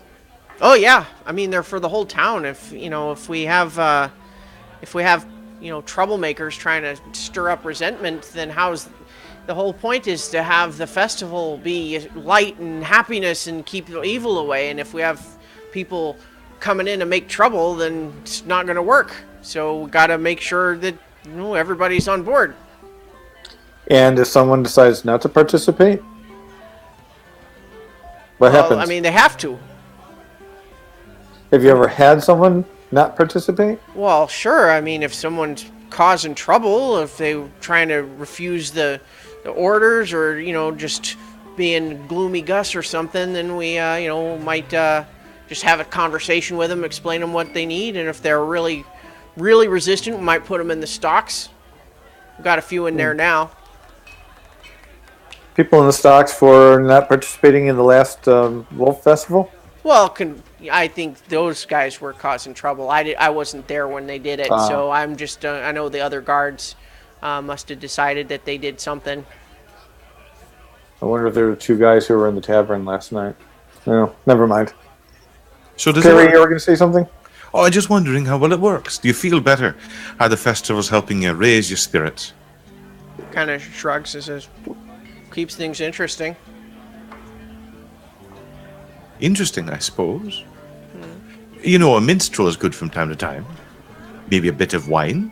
That helps too. And he says, oh, believe me, I know about wine, but not on duty. Oh. Of course not. Have you tried this red dragon mash? They have it over at the Blue Water Inn. Ah, well, that's the expensive stuff. I just, I'll take whatever's the cheapest. Gets the job done. Well, once in a while, treat yourself. You deserve it. So you guys, it's this town is not that big. So you guys are kind of already, you've made your way back towards this sort of central intersection where the Blue Water Inn is, but you've turned right, kind of past that strange looking toy shop, and you're going south down to this road right here. And I'm gonna... It's no fun if it's no Blinsky. Is that the one? Is no fun, is no Blinsky.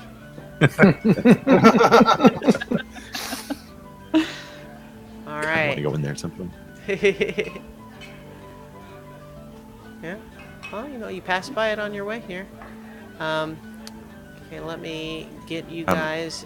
You're probably not seeing anything right now, but I need to get you on the map here. When you get a chance, you may want to change the background music. Yes. It was good Because this for... is quite jolly. Yeah. Let's see. Let's try this one. I don't know what's in this one, but we'll see. But yes, it's a little ominous, but not necessarily, nothing actively terrifying happening right now. For combat, we get medieval hip hop. All right, let's see. All right, so let me give you sight. Give you your tokens. All right.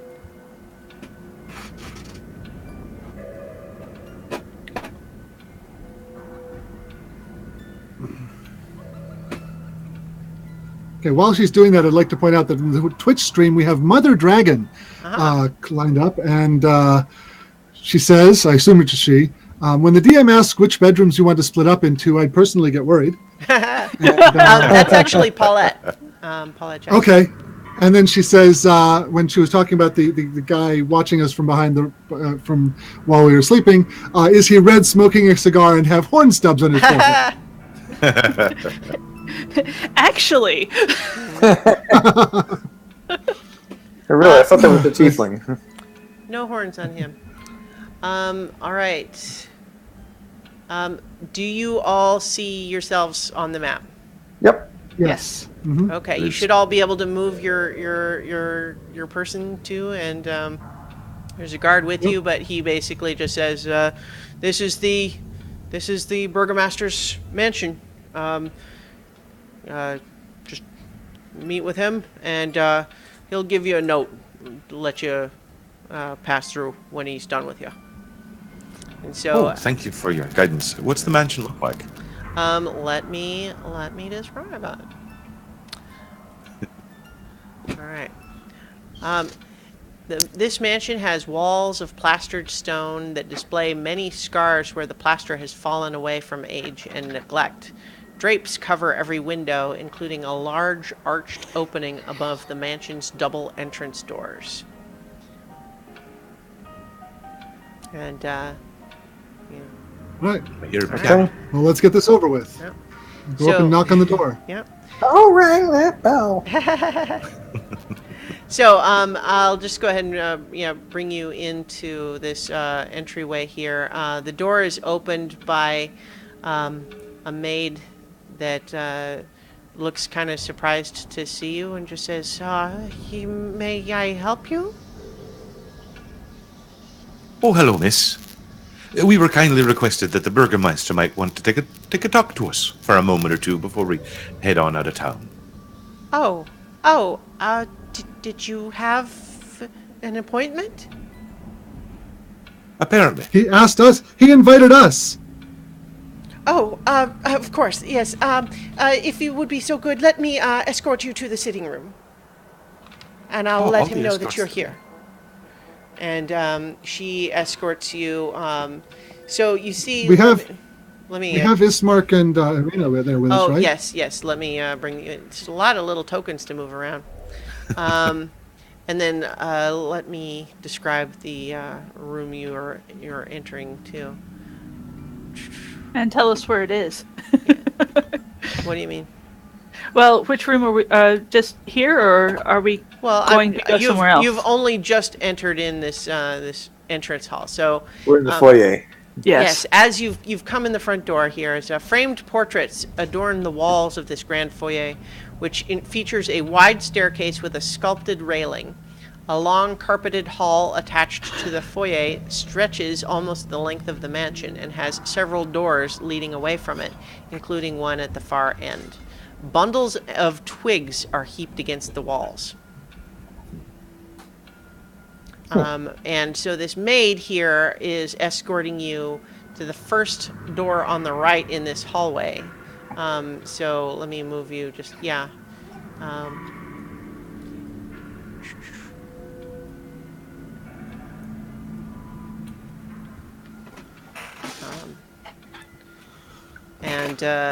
So as she escorts you in there, what you see is padded chairs and couches line the walls of this cozy carpeted den.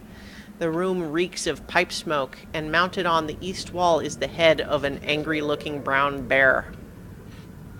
At least it's not a wolf. Yeah.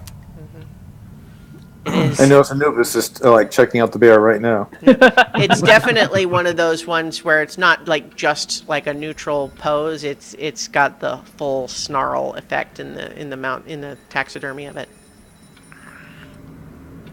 And so she says, "I will just let the Burgomaster know that you're here, and I'll be right back. You just stay here." And then she sort of bustles out of the room. And then you hear the sound of her going upstairs. That's strange. I mean, us getting an invite and them not knowing we're going to be coming. Maybe they weren't expecting us to say yes. Maybe they weren't expecting us to leave so soon. I've got a bad feeling about this. It is early in the morning. Only just now. I don't have my coffee. Oh, wait, I did back at the end. Never mind. Yeah, so basically as you... let's see. I have to get the... oh, I have them up right here.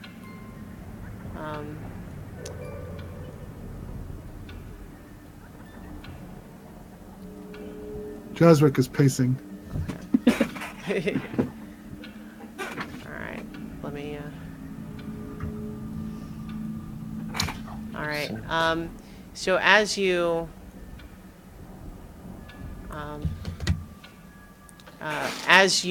are waiting, you, okay, so, as you're waiting, you hear, more footsteps down the stairs, and also some footsteps that sound like animal footsteps. And then there's at least two heavy sets of footsteps. Like there's sort of one set of footsteps with the animal sounds, and then following it is a heavier set of sounds like someone bigger coming down the stairs. I'm going to use my divine sense. Okay. Remind me exactly what that tells you. Okay, it says, until the end of your next turn, you know the location of any celestial, fiend, or undead within 60 feet of you that is not behind total cover. Okay, well, so behind total cover is... Yeah, yeah, so okay, never mind. Not a terrible idea other than that, but it would literally only tell you what's in the room with you right now. In the room, yeah. Okay. So, while you're waiting, though, the door opens, and you see... well, first of all, let me just go ahead and give you a handout here. This shows both the Baron and the Baroness, but only the Baron is there with you at the moment. But you also see that this older man, kind of a colorful robe on, not like the Vistani, but it's sort of very fine and fancy looking, and kind of a sardonic smile. And he's got two great big Mastiff hounds with him as he comes into the room. You ever hear that trope that people start to look like their pets? Mm-hmm. Yeah. So basically, yeah. This guy comes in with his dogs, and one of them immediately starts growling at Anubis. Honor. How do you react to that? At this point, I don't know what they want, but I'm definitely going to stand closer to my dog, to my wolf. I put a hand on my longsword. He snaps at Miska, or at the dog, and says, "Miska, quiet. These are guests." And the dog immediately just sits down and looks up at him. He says, "So, what brings you to the town of Vallaki? I hope you've enjoyed your time so far." We're just passing through. Passing through. A decent wine along the way, yes. I'm getting a Place to little bit stay. of electrical sound along with your audio, Mark. Oh, really? Yeah, Yeah, like there's it's a only bit of when you static. talk, but there's a little bit of crackle. I'm not hearing it at all. I will see what I can do. Yeah, it's not too bad. We can hear you, but it's there. Anyway, though, he just says, but if you leave now, you'll miss the festival. The Blazing Sun is going to be one of our best yet." It's in 3 days, right? Yes, and in fact, he kind of he sort of reaches into his vest pocket and he hands you a notice, very much like the one you previously saw about the wolf jamboree. And he hands you, is like, "We've just had the newest notices printed up. Ezek's going to be posting them all today." Well, if we can be about our business quickly, then there's no reason for us to miss it. Let's see. Yeah, so this is the new one he hands you. It says, "Come one, come all to the greatest celebration of the year, the Festival of the Blazing Sun. Attendance and children required, rain or shine. All will be well. The Baron." He says, Well, it sounds intriguing, to be sure. "Well, I do hope so. We try to bring joy to the people here. It's the way to combat the evil darkness that surrounds us in these lands." Joy comes from many forms. Not everyone needs to provide it. I know that you yourself, being Baron of the town, care very much, and of course are trying to provide. But you need not be the only provider of joy in town, you know. He You was can let others be so. he was nodding and smiling until that last bit, and then he kind of looks a little bit irritated. Says, "Well, the festivals are here to push evil away, so that's why we do them. But so what brought you to town then, if you're leaving so quickly?" Oh, it's As I between here and said, there. we're traveling. That's what brought us to town. Ismark and Irina have kind of been staying in the background. You guys kind of notice that they're not like introducing themselves. Right. And and they don't have to. But at that point, the Baron does kind of look over to them and just says, "Well, these are all obviously newcomers, but you look like you're from these lands. So what, are you traveling with them?" And Ismark just... We're their escorts. And there are guides. We've already been attacked on the road. He approaches Irina and says, "And this lovely lady, surely she can speak for herself?" He kind of gives you a side-eye, Jazric. And Irina just says, "Yes, we're on our way to the village of Kresk. We hope to visit the Abbey." And the Burgomaster, the Baron here, just says, "Well, I have heard that the Abbey is quite beautiful, but I do hope you'll reconsider. We are always looking for newcomers to partake in our festivals, to hopefully see how much good it does to our town, and then spread the tradition elsewhere, that we can have this light and joy spread throughout the land." You have my solemn promise that we will return before the festival. "Really? Good. I'm glad to hear it. That is, if we can be on our way quickly. Why Yes, every why in minute such a of hurry?" use- Well, with darkness Because the comes roads a are bit more dangerous. dangerous. and we don't want to be delayed any longer than we have to. Well, I'd hoped to introduce you to my wife, the Baroness. I could show you around. As I said, we will be returning. And we would be very happy to meet the Baroness upon our return. Probably today. And I always find it best to travel in the light of the thunder when you can. And that burns off too quickly these days. All right. So the Baron says, well, very well then. I hope to speak with you again once you have concluded your business in Kresk. And he kind of steps out. And as he opens the door, you see that guy, the Izek, was standing right outside the door. And the Baron just greets him and says, Izek? And moves on. And he goes across the hallway into the room across the far hall. And as it just opens, the door opens briefly, you hear several women's voices from in there. And he goes in there and closes the door.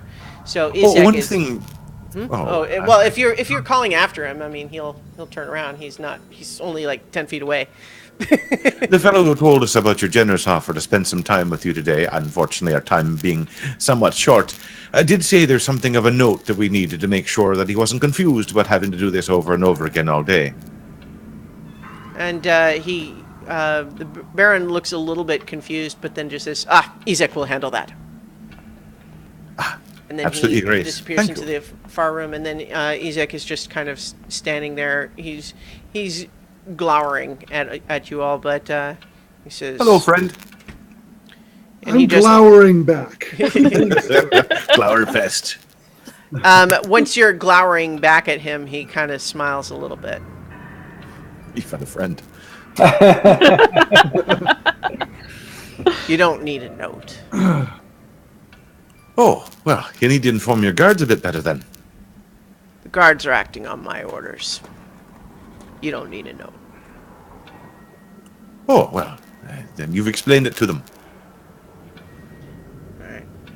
And as you're, are you coming out into the hallway? He's not blocking your path. Yeah, we're getting out as I'm going to herd Irina and Ismark. And he does actually kind of he says, I wonder if I might speak with the lady privately. What does the lady say? She kind of, Irina is like, if you'd like to speak with me, I don't have anything to hide from my friends. He says, you might once I tell you what I have to say. And she kind of looks at Ismark and says, I think I'm fine. I would like to go, please. And so she's looking uncomfortable, and Izek kind of steps forward, and he's just saying, it'll only take a moment. The rest of you can go. Oh, she said she could speak whatever you wanted right now. I don't think you'd mind. I didn't ask you. Well, you kind of did. That thing itch, by the way, your big clobber. Doesn't look all that healthy. Do you need to have that taken and looked at? Are you feeling all right? Do you sleep well at night? You you guys don't like the expression that he's getting as you continue to talk like this. He doesn't look like he's getting mad. He looks like he is hoping that you guys are going to give him an excuse to do something.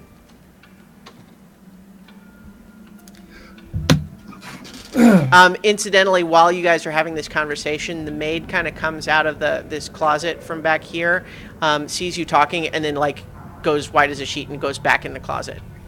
Ooh. Okay. He just says, I just want to speak with the lady in private. Is that so much to ask? If you can't be polite about it, then yes, it is. And I grab Irina by the arm and I take her out. She goes down like a sack of potatoes. Your sucker punch was never seen. and I will position myself so that if Isaac wants to chase her, he has to bull past me to do it. All right. He definitely looks like he is trying to pursue, but you're physically obstructing him. Yeah, I'm not actually like laying hands on him, but putting myself in front. Like, so he tries to step around you, and you're going to move to continue to block him. if like Ismark or Julius aren't going to do it, then yeah. But I figure with the three of us there, okay, we can probably do that without even having to move. We just block the hallway. Right. I stepped to one side of him. Okay. 4 of us here. Thank you.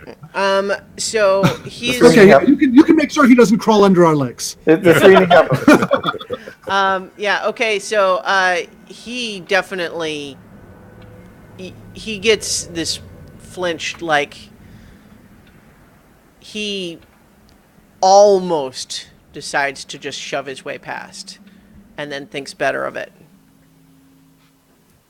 I have a hand on my longsword again.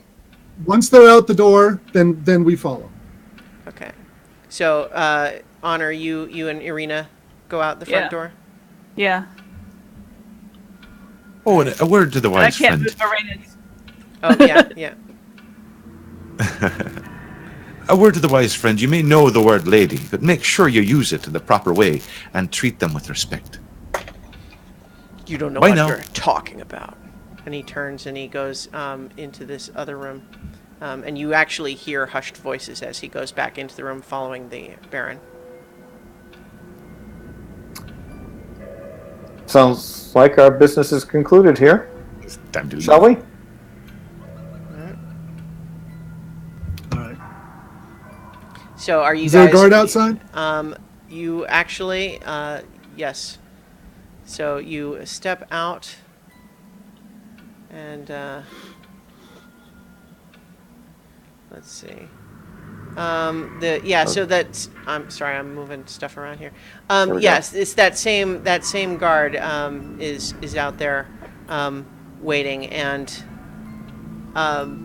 he kind of looks at you expectantly and says, "That was fast." Well, we're in a hurry. Did Isaac say anything about letting us through the gate now? Are you asking the guard or are you asking me? I'm asking the guard. Okay. He just says, "Well, I mean, I thought you were staying longer, but..." and then as you guys are standing there, the door does open and Isaac comes out and he just kind of... "They can go." And then he goes back inside.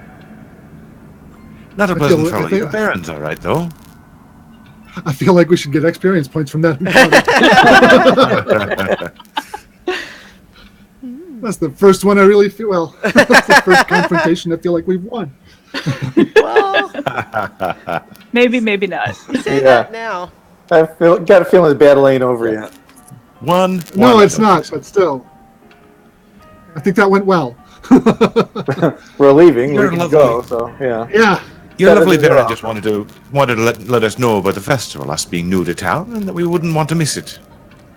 All right.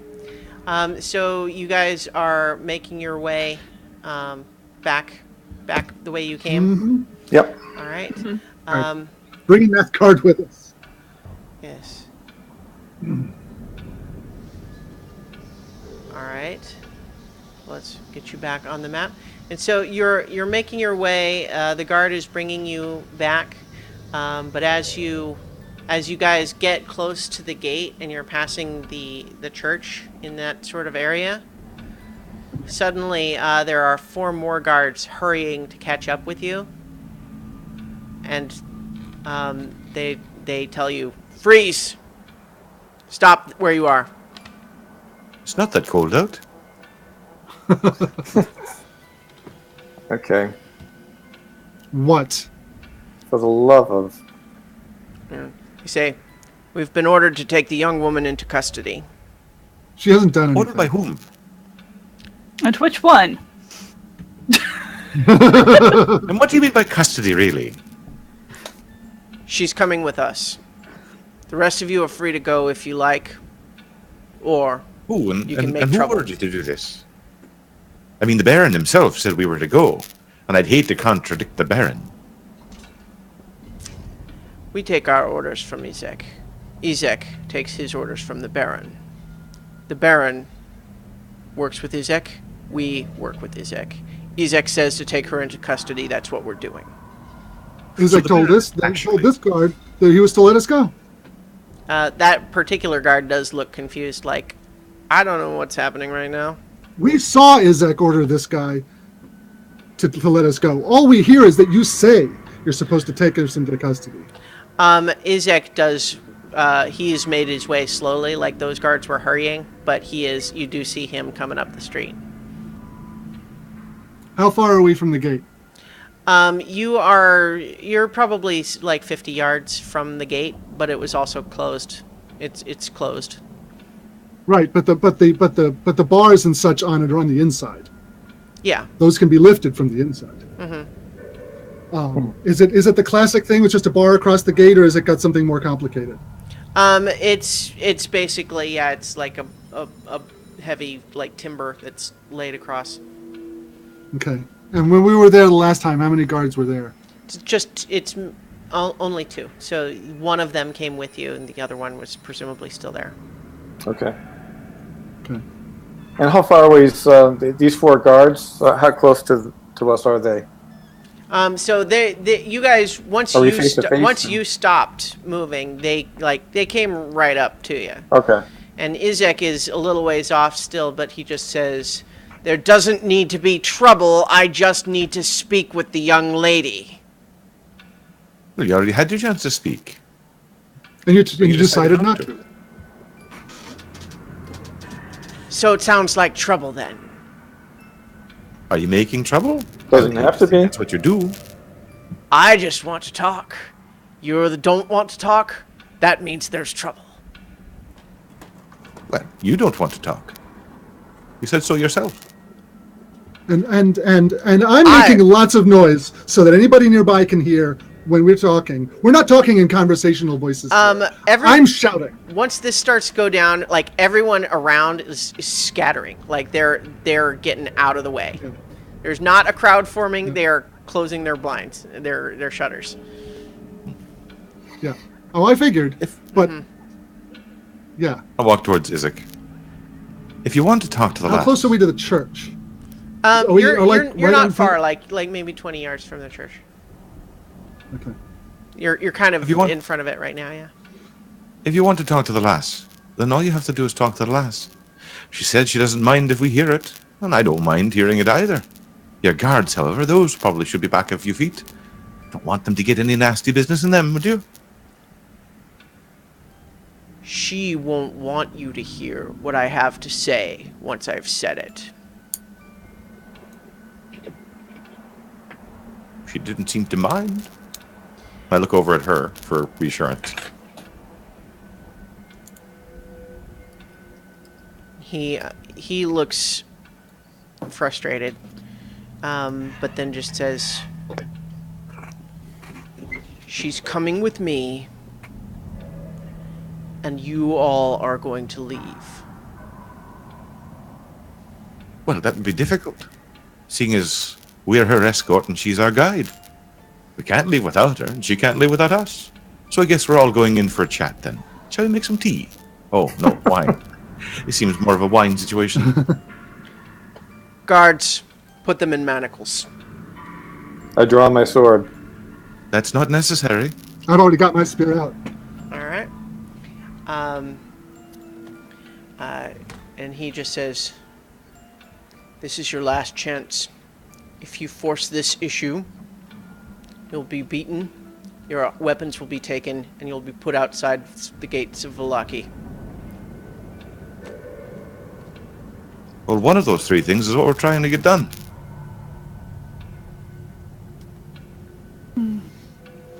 I am it's going up to to you. use... I'm going to look at her, and How it's your about choice. if she steps a little away from us, so that we can't hear what you say, but she is still in clear view. You can have your word, you can have your privacy, but we can still be on hand in case anything on tower happens. Because you are entirely too aggressive about this. So go ahead, step away 10 feet. She can go with you. But we will still be here. And if she needs us, these guards will not be enough to protect you from us. Will that suffice? Kind of narrows his eyes looking at you. Yes. Irina, would that be okay with you? You'll still be protected. I have a crossbow. I can put it right between his eyes before he can breathe. I thought her name was Sarah.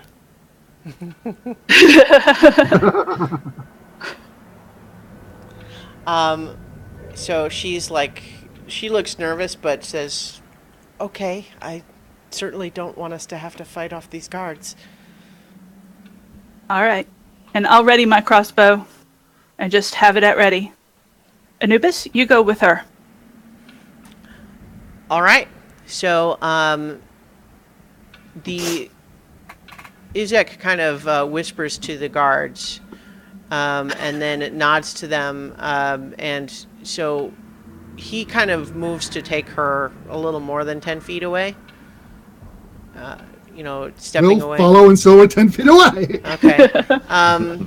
He notices that and then does kind of stop. And then he kind of looks to the guards, and they're moving to stand between you. There's 4 of them. There's 4 of us. We spread out. Okay. I'm moving a little ways away, actually. Like I'm going like to back. cast something. Okay. Yeah, I'm just going to lean on the other side of the road so that no one will notice that I'm casting something. Okay. What are you, you want to tell me what you're casting? Have they stopped moving and they now look like they're about to talk? Yeah. Okay. This will be more for their benefit. This should be interesting. It's Okay. got a 60-foot range, so this should make it an interesting Let's see. part of their Zone of truth. communication. Okay. All right. So You are too good. okay. Well, first they get to make a charisma saving throw, right? Yeah. Yeah. Okay. What's the radius of this? 15-foot radius. 15 feet. Yeah. Okay.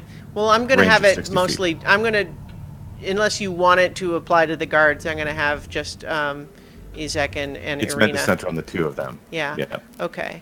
I had that for Natalia today, but it seems like. Okay, so that's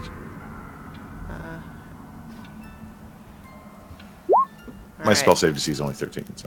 okay. So it looks like Irina has no problem, but Izek does fail Excellent. it. That's And- perfect. Yep. Couldn't get better. And as you So she can still lie off hands. so as you cast that spell and you feel it taking effect, Izek does lean in to start to like whisper to Irina, and then they both look really surprised, and then he looks to you and literally just grabs her under his giant arm, throws her over his shoulder, and runs. So we're gonna roll initiative here. All right. That's Honor, Okay. and honorable to me. that's Anubis. Okay. All right. Boy, am I glad I told that wolf to follow. Yeah. All right. So let's see. Honor got 17. Honor got 17. Anubis Uh-oh. got 20. I'll be right back. I've got a lower initiative anyway, so. Still got all the stuff left in there from the witch fight. Nasric got 19. Julius, did you roll Julius? Oh, there it is. Never mind, I wasn't scrolled down. Okay, so 17, and then Perry has 13. Irina, let me, all right.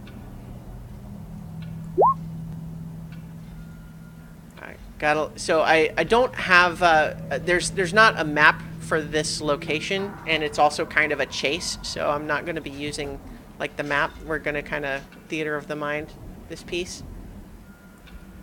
Okay. All right. And then the guards.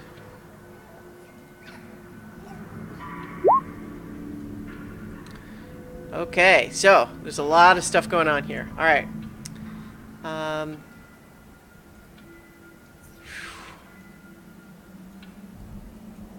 Okay, I always have to go through a lot of windows here. Let's see. Add turn. Okay.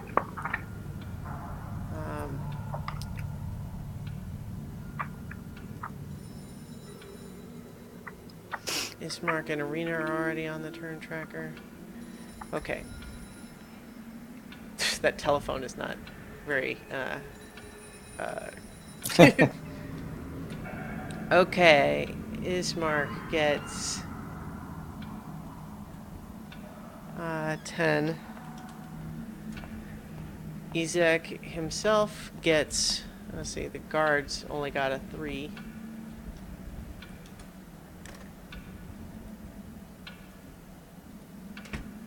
Okay, come on.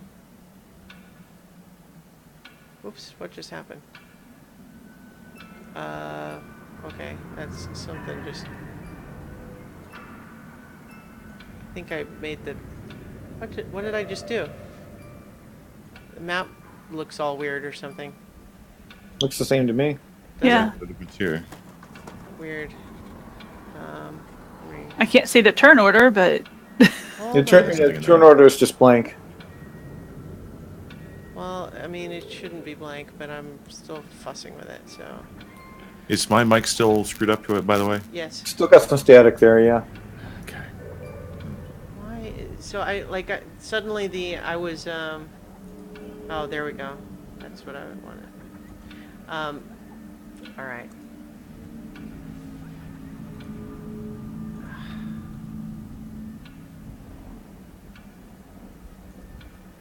Okay. All right, and then I need Izek. Is this any better? Nope. Still got Nope. static. Okay.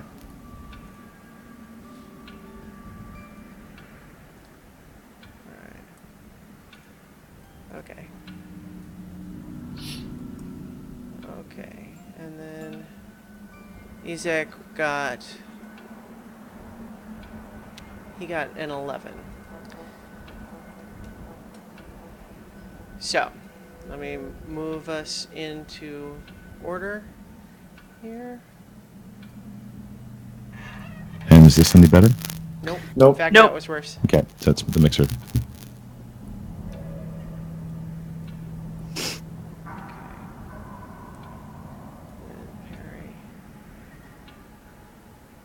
Okay. So, the first thing that has happened here is that starting about 10 feet away from you, Izek has just, in fact, actually, let's get some good music here.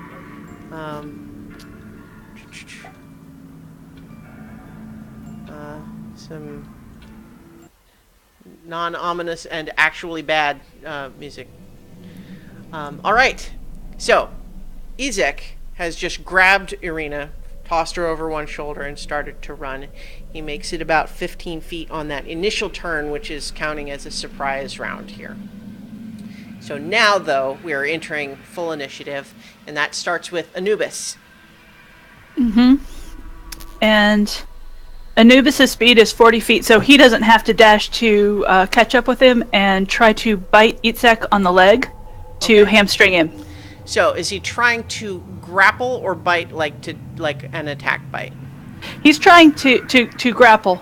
More of a grapple, but definitely trying to disable. Okay, so I'm just saying that, like, if we're going to do it as a grapple check, and not an attack that would do damage, if that's what you want.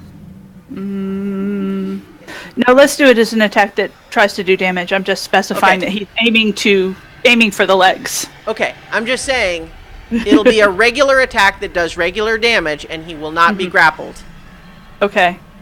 Or what's the difference? He can grappled is to try to hold him and keep him from moving further. Okay. So he can bite him, and then he keeps running. Or you can have, like, I was asking if you want Anubis. Is Anubis trying to physically hold him back? If no, if he's just trying to bite, then that's a bite attack. Yeah, then grapple. Okay. All right. So I need you to have, if Anubis has either if he has athletics, you can roll that. Otherwise, it's just a strength check. He does have athletics. Okay, so you roll that, and it'll be against Izek's strength check, which he got a 22. So, unfortunately, Anubis tried to, seize a solid chunk of Izek's armor to try to hold him in place, but Izek just kind of yanked himself free. Can you hear me now? Yes. Yep. Yes. Okay. Were you muted for a while? I guess It if looks- I couldn't No, I couldn't hear you before, then. It looks like my main microphone failed. Oh no. So Well, so I'm in on a any case, backup. though, so we hear you now. So yes, Anubis just tried and failed to grapple Izek. It is your turn, Honor. Okay, and so I'm going to try and shoot him with a heavy crossbow. Okay, and because you have sharpshooter, this will be a regular attack. I'm just saying that, like, for the rest of you with ranged attacks, he's got Arena over his shoulder. So. Okay, I don't actually have sharpshooter this game. Oh, So- did you not? So, okay, that was something you took as a feat in the other game, I think. Yes, Which could and have I been didn't take that. Which just reminds me, I don't think did we deal with everybody have you all made your level 4 decisions? Yep. Because you Yes. can take that now if you don't want to. No, I went ahead and did Okay. mine. I figured I would Okay. take it at level 5. Right. So what I'm saying is that he has half cover because Okay. of Arena over his shoulder, and what I'm going to say too is, if you miss him because of the cover, you're gonna hit Arena. Okay, so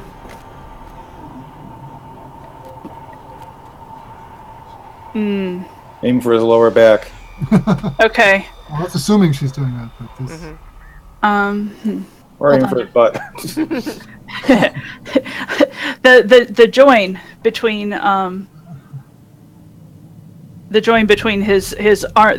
different armor, his pants and his shirt, basically. Okay. Yeah. So what I'm saying is, you're gonna roll an attack. You're trying to hit him and not her.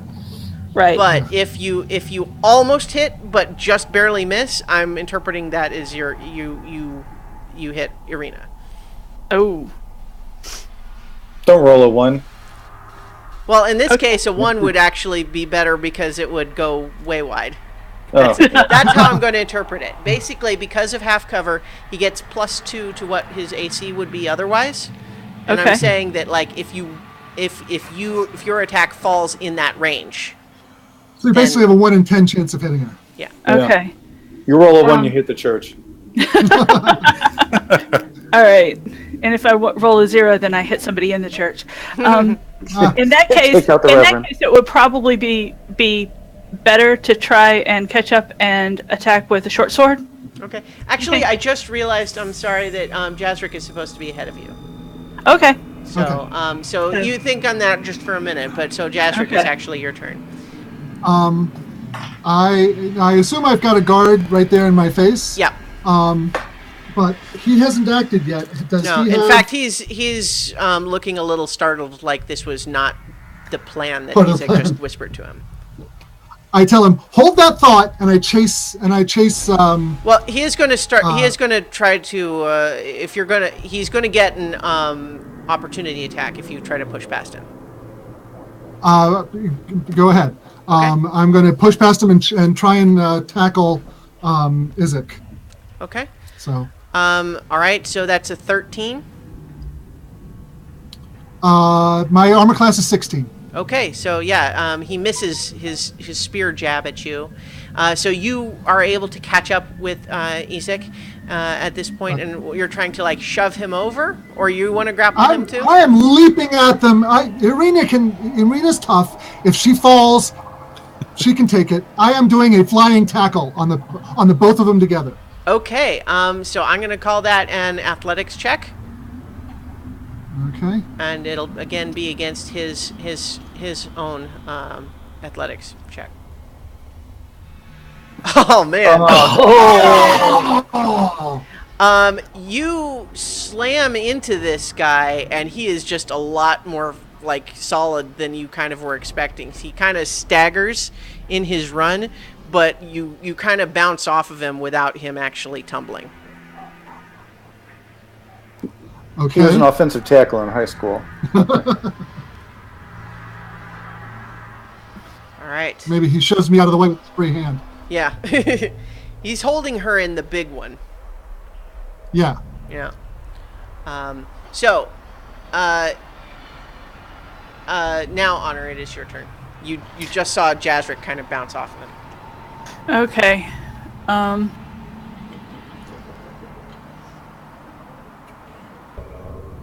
I'm also gonna run past and try and tackle him. Okay, same thing. So that's another athletics check. Okay. All right. Let's see if.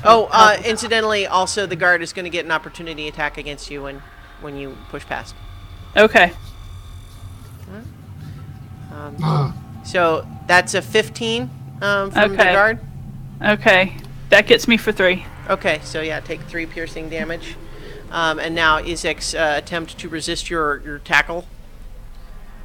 18. Yeah. So he just stepped right over me. You guys are getting a sense that he's pretty strong. Yeah. All right, Julius. Okay, where am I in relation to the guards, and how close together are the guards? They are spread out to basically assign one to each of you, and the guard is in between you and the fleeing Ezek.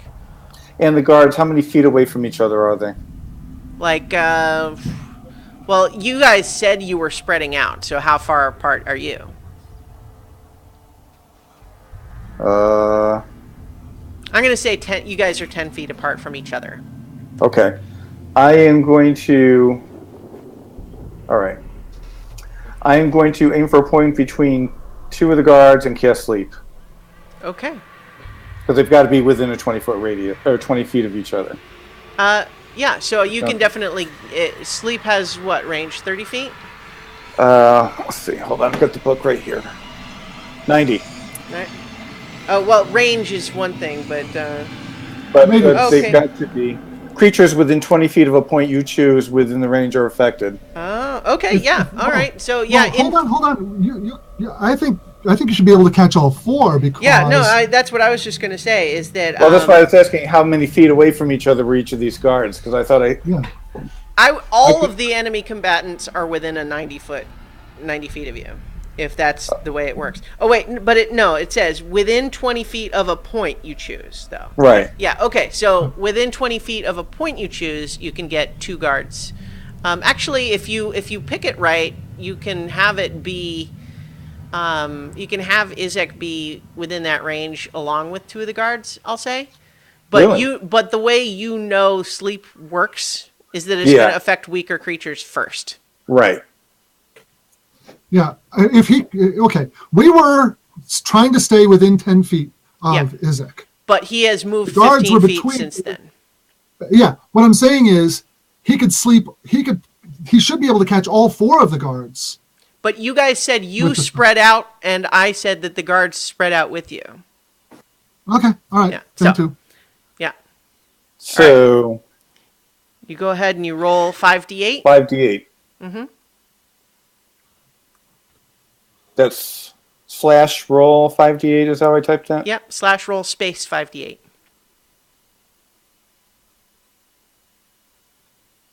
You gotta be kidding Oh, me. that's unlucky. Oh, Oh my god. 3 ones out of 5. Okay. Oh, With man. 13 though, you get one of the guards. So I'll say it's the guard that's kind of closest to you, that was kind of in your face. You see him kind of say, "Wait, and his eyes kind of flutter, and then he collapses to the ground and starts to snore. Well, So- that sure. I imagine that much better in concept than it actually worked in execution. Yeah. Unfortunately, that was only enough to get one of them. Yeah. But one of those guards is asleep, and so he was the one that was in your face. So if you want to move, then you won't have an opportunity attack against you. Okay, I will. I can move 30, I think. Yeah. So So- are you trying to just catch up with them and stay even with them, or try to get ahead of where they are? This is I'll catch up. putting on the drums because that was a good fighting one that I haven't found a new good fighting. This keeps trying to run, and he'll get opportunity attacks from all of us. Your audio is kind of breaking up now too, Yeah. Novellis. But we can hear you. So Yeah, oh yeah. I'm on a secondary mic. Okay, well, I mean, right now it's breaking up like it's very Cylon-y and staticky. So in any case, though, so I'm sorry, Tim. You Julius, you moved kind of up to try to get in front of them, or are you just keeping I'm up? gonna try and catch up. Okay, so you move up to where you're kind of adjacent to them, to where, for example, if he continues to run, you'll get an opportunity attack. Okay. Okay. Perry. I only wanted him to say the truth. Well, I don't know how you it got sounds you now got the from- sense that he didn't say what he thought he was going to say, and Yeah. that's why he decided to change the plan up in the last second. I rebooted my mixer. I hope the sound is a little bit better. It's- It's still a it little sounds- staticky, but not as bad. I was okay. going to say it seemed the same, but anyway. I haven't said anything for a while, so maybe that's it. Well, oh dear, I was entirely planning to do something else this morning, and then we decided to change our plans, and then changed again, and oh dear. Well, all right. It seems like we're going to fight people. That's a bad thing. At least we're going to be. Oh, all right. Who of our people, the people of my party, who's within 30 feet of me? Within 30 feet of Anyone? you, I would say everyone is still within 30 feet, but barely.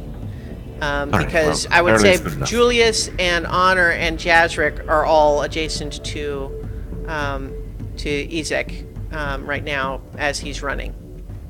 But you're less than 30 feet away from that, so I'll say you're in range. Let's see. Well, let's see. What are they doing? What are they doing? They're doing terrible things, but they're going to try to do them well. I reach into another small bottle of Cariani, dab my fingers a bit, and sprinkle some water in their directions as I proceed to cast for, let's see, it's going to be, oh no, who's it going to be? Julius and Jazric and Anubis, I think, are going to be my 3 champions as I give them all the power of a blessing. Nice. So, whenever you make an attack roll or a saving throw, you add a d4 onto it. Excellent. Yeah. All right. Are you running to try to keep up also? Yes, I have to, because everybody walks faster than I do.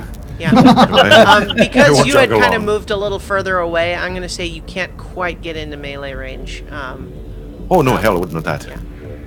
All right.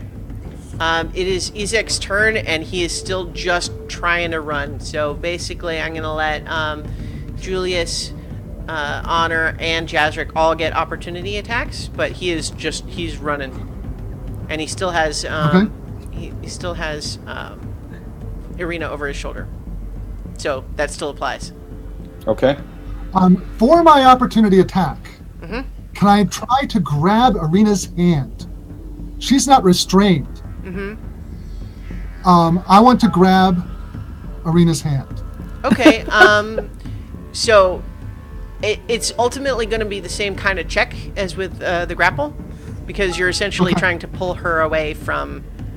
How about this? I'll give you 2 options. One is that you can do it like another grapple, or what you can do is it'll count as like aiding her attempt to escape on her turn. Would you let her roll at advantage? I'm going to be aiding her. Okay.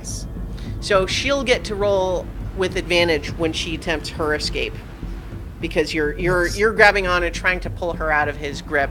He's resisting it, but she is also squirming. So when it's her turn, she'll get to roll with advantage. Right.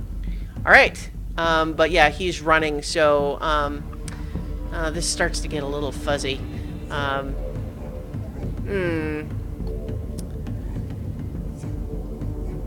You know what? That's not... So, I'm sorry. I know I just gave you that option, but I don't think that's going to work because he's running away from you, and this is your opportunity to attack. Okay.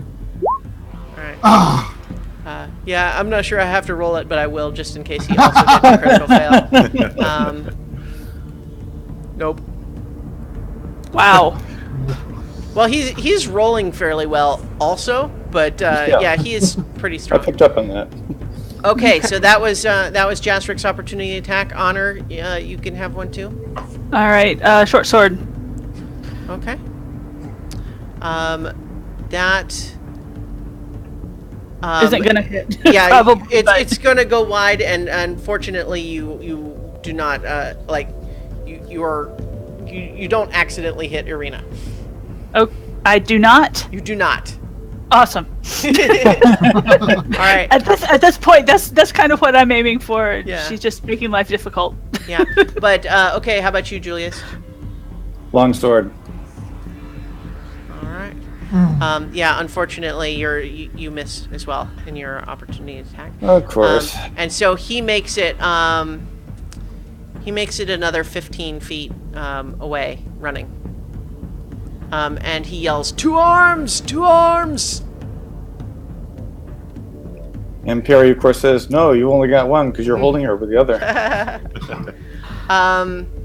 It is Ismark's turn, and he is trying to race up as well. But basically, he has to dash to catch up. So he is not able to attack, but he does get into melee range so that he can make an opportunity attack when Izek moves again. It is Irina's turn. She is going to try to struggle out of his clutches. That's probably not going to be good enough. Oh man! He got a critical fail, but he's so strong that was still enough. Jeez. Oh wow. Okay, so what I'm going to say, the way that works is that she squirms to where she is in a much more difficult position. Like she squirms almost out of his grip, and he's still kind of just holding her legs, but it's a much more awkward position, and you get the sense that he would be at disadvantage for that if it were to happen again, because he's not got as solid a grip on her. Which I'm allowing because that was a critical fail and he is just that strong. So, okay. Irina is unfortunately not quite able to escape. And now there's 3 guards that are still going to try to follow orders. So one of them's going to come up and attack you, Jasric. I'm ready. Gets a 19. 19 hits. Yeah. 5 piercing damage. Okay. Another one is coming after you, Honor. Ooh, that's a crit. And then rolls really low on the damage dice. So it hits, but it's only going to be 3 piercing damage. Okay. And then the last one is attacking Ismark. But he misses. All right, it's Anubis' turn again. Okay. Anubis is going to do bite attack. Okay. Ooh, that hits. And he's going to have. Right. Roll the damage.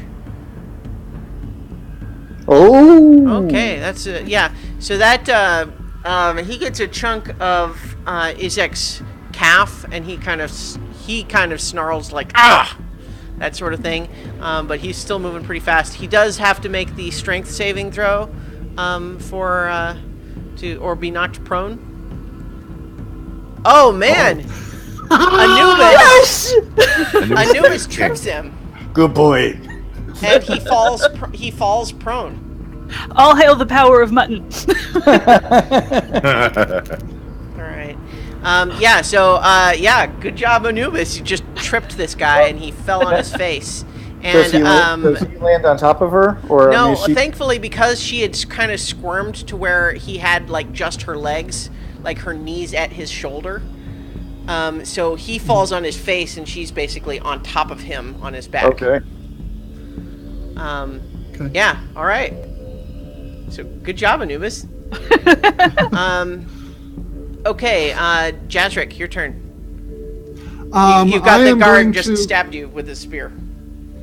Yeah, I'm focused on Irina. If we don't get her out, there's no point in killing guards. And I don't want to kill guards. I mean, I don't want to leave these people any less able than they are. So I'm going to try and help Irina up and out of Isaac's grasp. Okay. Now I'm not sure if that's aiding her escape from him, Right. or she's already escaped. I'll say when he fell, his grapple was broken. Okay. You would guess that he's probably going to try again on his turn, though. So if you want to try to scoop her up, she will cooperate. Yeah, And I you want to can- basically get her back and get myself between me and Irina. Okay. Between him and Irina. Yeah, so what I'll say is if you kind of pick her up and help her, you can move her back like half your speed away. Yeah. Okay. I'm going to do that and also make sure that I am between Isaac and her. Yeah, all right, good. You do that. Honor, your turn.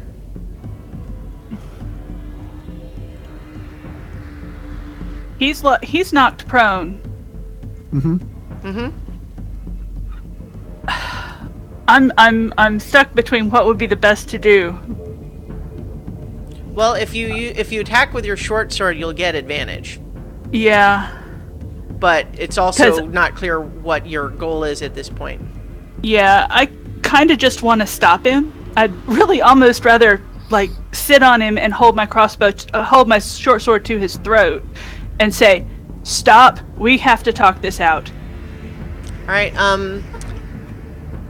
I'll let you try to make another grapple attack to try to get to where you were holding your sword at his throat. Okay. Nope. Oh man! But Yeah? he was super low. So man, you get your sword to his throat, and he is kind of stunned and alarmed. So you can say something as a free action. What are you saying?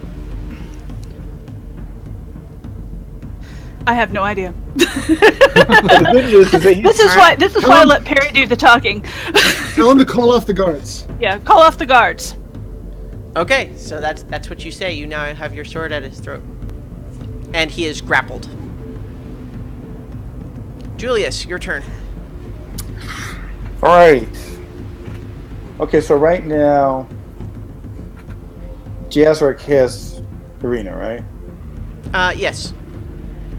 And the guards are after him? The ones who were still awake? Yeah. In fact, actually, probably one of them should have gotten an opportunity attack as you tried to move away, Jazric. Okay. I'm gonna cast Divine Favor on Jazric. Okay. I'll say that he was surprised enough that the guard he just missed in his opportunity attack. We don't have to retroactively do that. But, okay, Divine Favor, what is... That, hold on. Alright. Just here as a we are. reminder that Honor, Julius, and Jazric also have the bonus D4 on their attacks. I Mm-hmm. remember to do Okay. that, you guys. Until the spell ends. Shoot, that was the wrong spell. That's not what I wanted. Alright.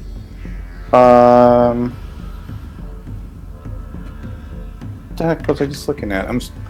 Bear with me a sec. Okay. It was just that ice cream one, Divine Flavor. Yeah, that was it. Divine Favor, That was to You can protect. only That was cast- to enhances my attack, and that's not what I Yeah. was going for. Mhm. Shoot. Well, I'd say think about what your goal is at this point. What I want to do is protect Jazric because he's got her. So there was a spell I was looking at that gave him an extra 2 AC, and now I've lost it. Oh. That is... Shield of Faith? I have that one. Shield of Faith. Shield of Shield of Faith. Faith, That's yeah. the one. Yeah. Yes. Okay. Cast Shield of Faith on Jazric. Okay. All right. Yes. So Jazric, you for the moment have an extra 2 AC Okay. as this And just the duration field, for that. shimmering field. It's for 10 minutes, and 10 you have to minutes. maintain concentration. Okay. All right. Are you moving at all? Because you're still kind of adjacent to where Honor and has just kind of pinned. I turn around and face the guards, Okay. but I'm keeping my distance from them, but I'm facing them. I mean, Honor's got Isaac pinned to the ground, so I'm taking my focus off of them. All right. All right. Kudos on the music, by the way. Well, this is the same one that we used during the witch fight. I need to find some to mix it up, some more combat type music. But this is good combat music. Doesn't this sound a little bit like the kind of music they play during immunity challenges on Survivor? Yeah. The All right. weird part is, I got one set of headphones that's playing the music and the other playing the Hangout. Yeah. So Perry, you're up. Oh no. Okay. All right. So we have Ezekiel in hand. We have Irina away from him. Well, Izek has not yet had time to respond to what Honor is doing. It's not been his turn yet. Oh, okay. Well, I kind of accidentally hit the wrong button and showed you what I was planning to do, but it is intentioned to cast Sanctuary, and I think at this point, since Honor's the one in direct danger, But Irina's the one we're protecting. I know, but she's not in danger for the moment. Irina will be my target. It was going to be my target before anyway. Yeah, that's fine. So I use my bonus to give Irina a bit of sanctuary. Okay. Sanctuary. So there's just the overcast sky. The clouds seem to part just for a second, just enough for a shaft of light to shine down onto over Irina before the cloud cover resumes. And I'll use my move to move up, and I think I'm far enough away I have to use my action to move the rest of it to dash. Are you trying to get up to melee range with No, I just Izek? want to be here by my friends. Okay, well, so what I'm saying is I think you're close enough because they stopped moving when Anubis tripped Izek. Oh, okay. Yeah. All right. So you don't have to dash. All right. Well, I guess for my action, it's simply let's all calm down here, and we'll all talk truth to each other. That's a kind of pointed. That'll be my action. All right. Okay. Let's see. Izek is... I think he's beyond reason right now. So... I'm going to say that he's going to try to break the grapple, but because you had your sword at his throat, I'll essentially give you an auto-hit attack.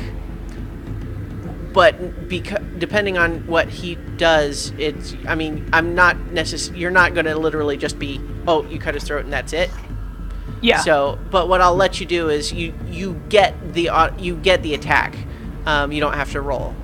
But Okay. But he just shouts, "You don't understand! She belongs to me!" And he basically is going to try to shove you off of him. And he's gonna make an oh, dude, another really low. So okay, you get so you roll an athletics check too, Honor. Cross your fingers, y'all. Yeah.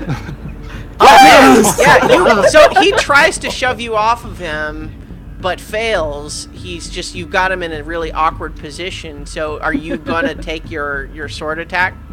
You've still got him grappled, essentially. I've still got him grappled, but I don't necessarily know that...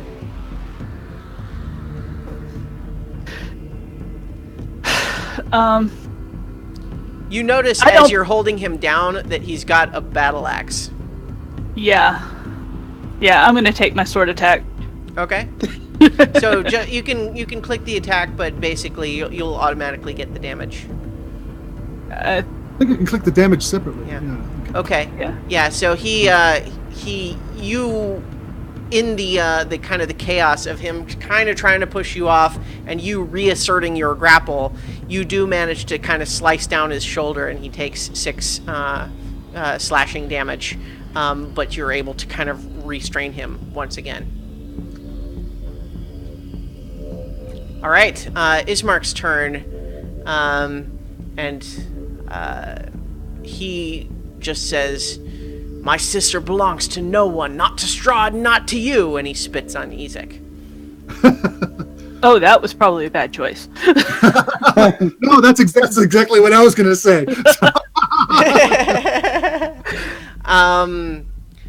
And so at that point, he just looks at the rest of you and says, "Are we fleeing? Is that the plan?" Yes. All right. So he kind of gets to where he's trying to prepare to be in the way, clearing the way for you to let him up and try to run, Honor. Okay. Because you've got him pinned at the moment, but not like restrained. Like he can't move right now, but he can still do things. Mm-hmm. And so Ismark is kind of backing off, but kind of trying to clear the way for you to run. Yeah. But there are still guards around. There's 3 of them still up.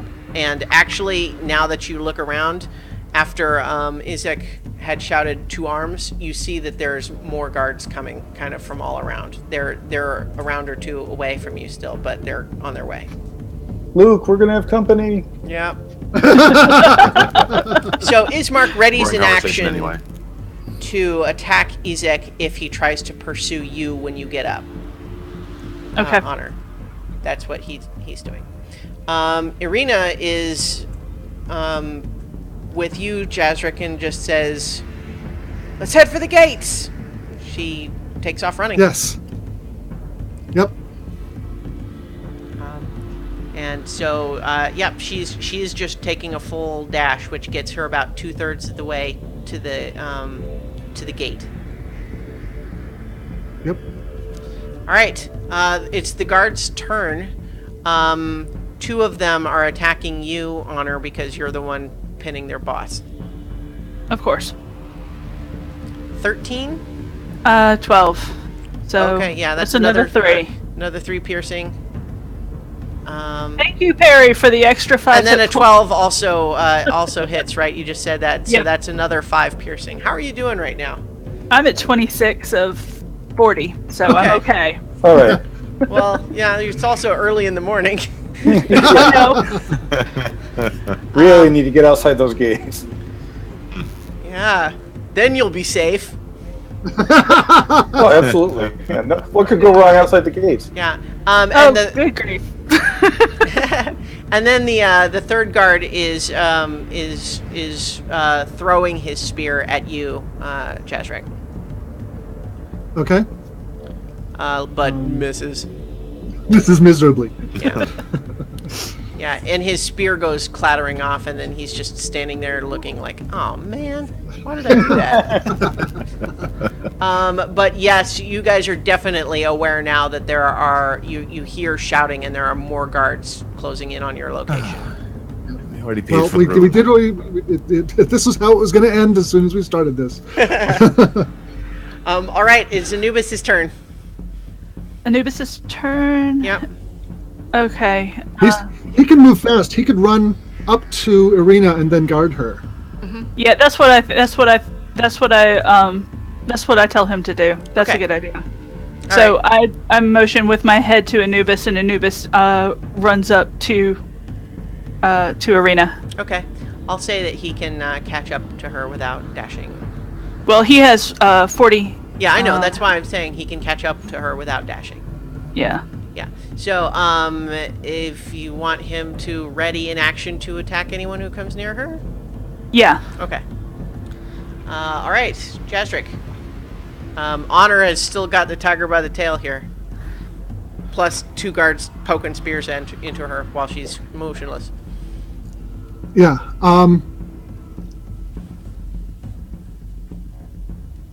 Honor, run. I'll watch your back.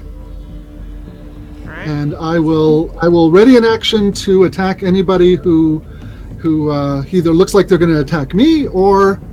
Well, you know that she's going to get 3 opportunity attacks when she tries to run. Right. All right.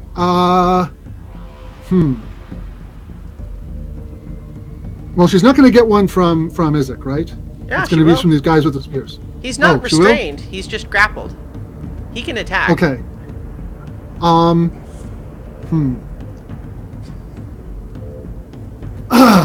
right.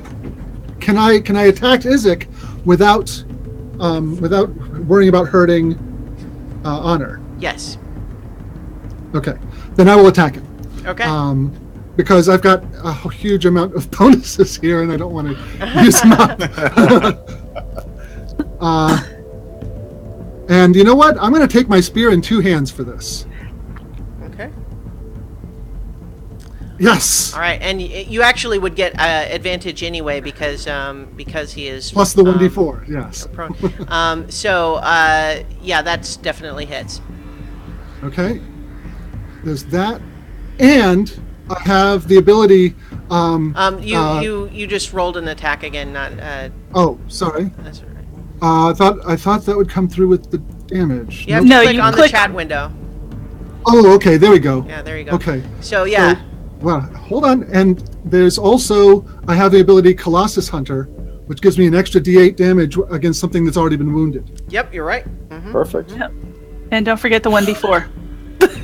That's only doesn't that help damage. Yeah, it helps with the attack roll, but not damage. Oh, okay. Okay, so. So total of 9 damage. Okay. He's got to be down like 25 points now or something. It's like 18. I'm trying to just remember. No, it's it's 'Cause like he got- 21. 21. Yeah, because he got bit and he's been stabbed a few times. Yeah. But he looks still pretty hardy, and in fact, he looks really mad now. Don't shoot him, you'll just make him mad. And I'm gonna shout, "You heard him! He's gone mad!" So. All right.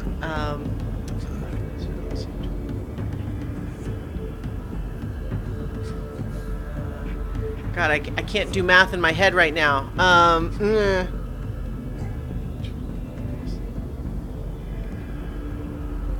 Okay. That's right. Okay. Sorry, I've got it. Okay, that was your turn? So you made that attack. Are you staying in that range, in that area? I am going to back up. So I can't prevent Honor from taking those opportunity attacks, but I can make it so anybody that chases her will get opportunity attacks from me. So I'm going to back up and basically be ready to. Oh, and you know what? I'm also gonna, as a bonus action, I'm going to cast Hunter's Mark on Izek. Okay. Hunter's Mark. All right. So you do that. He is Hunter's marked. Yes. All right. Honor, it is your turn. Okay. I am. Let's see. The guards are closing in. You are already surrounded, and there's more coming. There's more coming. I think I'm going to take my opportunity attacks. You can And attack go. him before you let go and move if you want, but what you could also do is use your action for a dash. You can also defend as your You also Disengage. or disengage. That's Yeah. true. I almost forgot about that. Yeah, I think I'm going to disengage and run. Yeah, so because you disengage, you do not take the opportunity attacks, and you can move your full movement speed, but not dashing. Okay. All right. So yeah, as soon as you let him go, you can see he is scrambling. Izek is scrambling for his battle axe and just almost like snarling like an animal in frustration at this point. And you see the two guards like prepared to stab you, but you get your sword up to kind of warn them off fast enough that they're not able to make their attacks. Julius. Okay, now I have to continue concentrating to maintain the spell on Jazric, right? Yeah, you can still take new actions and stuff. You just can't cast another concentration I can't cast another spell. Okay. Now, do I want to run or do I want to attack one of the guards? Run. Running seems like the better part of valor right now. Yeah, Especially if there's... Appropriately, Especially if they're not... Because remember, there's two more guards up at the gate, and Irina has already run, so we need people up there. Okay, yeah. I'm just going to head for the gate then. Okay. If you dash, you can catch up with Irina. Okay, I'll dash. All right. Okay, Perry. Well, everybody's run away. I suppose I should do the same. So we've got a lot of people here, right? That are potentially going to be causing us harm. Yep. Well, let's see. I could do this, or I could do that, or I could just run. Running's not a bad idea. It's not a concentration spell, surprisingly enough. So, but nobody's really coming near me. I'm going to save my spells and boot. Now, I'm smaller than the rest of them, so I don't boot quite as fast. But I'm trying. So you are dashing also to try to get towards the gate? All right. Guys will want to start thinking about what's your plan once you get there, because it is still locked and closed and there's guards there, so think about that. Because you see them as you're running towards them. It's locked or barred? A lock is a difficult thing. Barred. Okay. Yeah, there's no lock with a key. It's just... Just a guy with a guitar. Closed, and it has the bar down, so you can't just slam through it. Is my point. Okay, it is Izek's turn, and with this roar of fury, he leaps to his feet, and he runs in. He runs in your direction. He's not dashing, but he makes it 30 feet, and as you kind of are looking back over your shoulder, you see his deformed-looking right hand is starting to flicker and glow with fire. And he is hurling flame at you, Honor. Yay, fire resistance! That's a 15. Yeah, I have... my armor class is 12, but I do have fire resistance as a tiefling. That means you'll take half of the fire damage. You do still get hit. So basically, you find this like fire, not fireball like the full spell, but this rain of fire falls out of the sky and deals 5 fire damage to you. Can I get him with Hellish Rebuke? Yes. Okay. Cast at what level? I think I can only do level 1 right now. 60 feet, 11. Okay, he makes a dexterity saving throw. Uh-huh. Alright. 14. And so he makes this saving throw, and he only takes 5 fire damage also. But yes, as you reach out feeling that damage, you tap into your infernal bloodline and send retribution fire back in his direction. Okay, so the way I calculate that's about 31 hit points of damage. He still looks pretty healthy. He fired a blast of fire at you. You kind of cut it in two and threw half back. Mm-hmm. Yes. Right, it was a draw. Yeah, that's kind of what happened. Yeah, but yeah, he is definitely in pursuit, and in his non-deformed hand, he is holding a battle axe. which he has drawn, and he is in pursuit.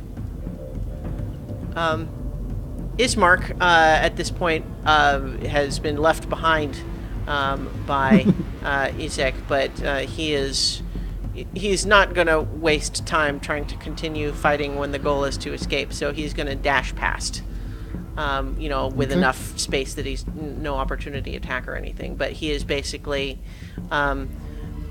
so with his dash, he is caught up with those of you who are almost to the gate. It is Irina's turn now, and she's starting to slow down because a full movement speed will get her up to the gate again, but they, that's where the guards are. There's two guards there, and so she has drawn her rapier, and she's just saying, "Let us through!" And she's going to try to make an intimidation check on the guard. Where's my little window for her?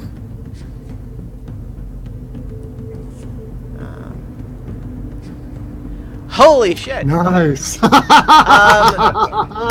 With everything that is just happening, all the fire that is now spilling into the streets behind her, and just the intensity of her expression and drawing the Lord, she's just saying, "Let us through!"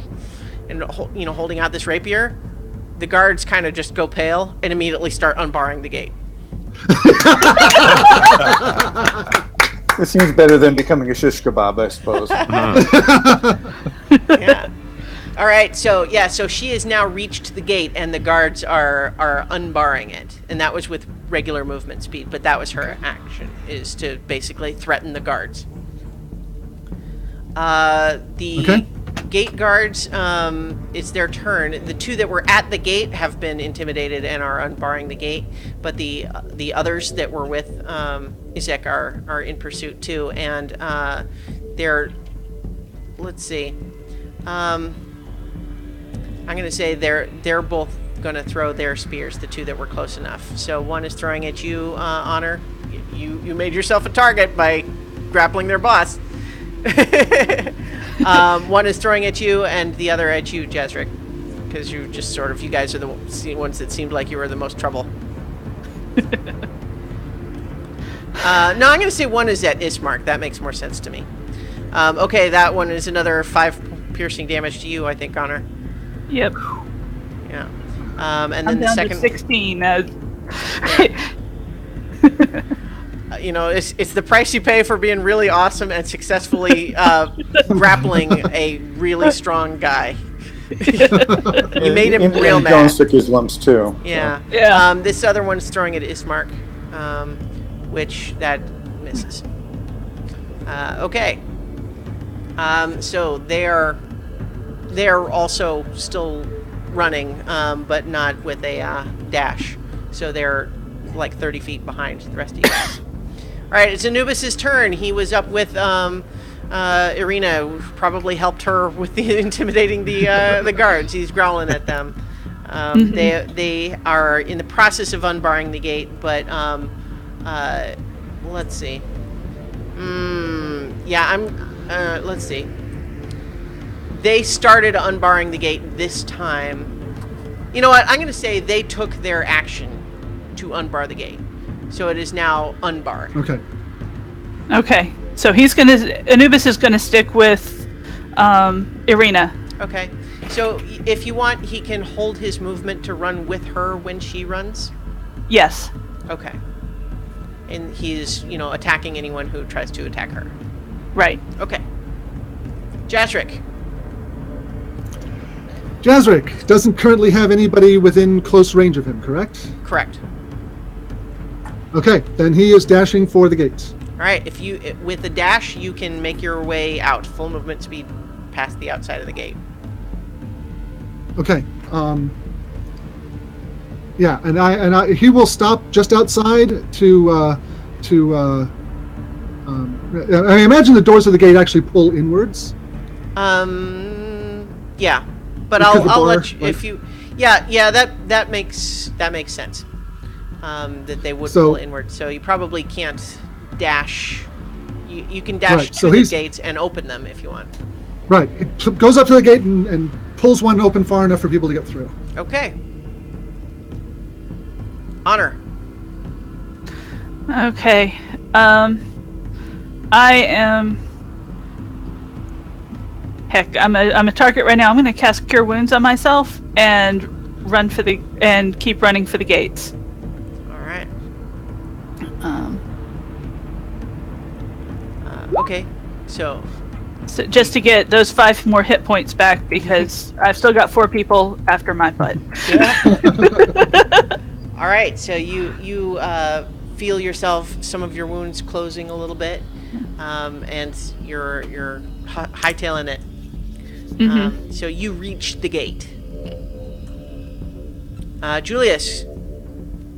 I'm running right through the gate. All right. So if you're dashing, so you then will be the first to kind of make it all the way out. Okay. All right. Perry. Okay, so where am I in relation to Isaac? Is he on my neck and running against him? I would say you are kind of basically his last turn where he was running, kind of caught up to where you are. Not where he won't get an opportunity attack, but he's close. He's like right on your heels. Is he paying any attention to me, or is he focused entirely on them? He's mostly looking past you. All right, I'm just going to continue to ignore him as well and run like hell. Okay. I dash. All right. So I'll say you managed to get through the gates too, but not quite all the way up to where Julius is, because your running speed is not. So as fast. does that mean that Honor is still on the other side of the gates? I think, Honor, we said that you got to the gate. To the gates, yeah, to the gates. I'm still on the other side. Yeah. Oh, and there's a bunch of people coming after us, and But she's they're being punched. they're open now, though. Then as I pass by, I use my bonus action, and I cast Sanctuary on her. Okay. It's non-concentration as well. It lasts for a minute. So it's still active on Irene as well. Okay. So so you have Sanctuary on you now, Honor. Another Excellent. bolt of light from the sky brilliantly shines and highlights you. Ready Player 2. All right, so it is Isaac's turn, and he screams at the guards. It's almost just a roar. It's like, "Stop them, you idiots!" You get the sense that they're more scared of him. They were startled by Irina, but now they've been given specific orders and are probably no longer cowed. And he is continuing to run in all your directions. Let's see. I think that he is going for Irina. Can Sanctuary be on more than one person at a time? It's not concentration, and I cast it twice. Yeah. Sure enough, I guess so. Yep. Yeah, that makes sense. Sure. Okay. So he is trying to grapple her. So what I'll say is, Anubis, who was waiting, will get to make his reaction attack. But also, Isaac's going to have to try to make the Wisdom saving throw to beat the Sanctuary.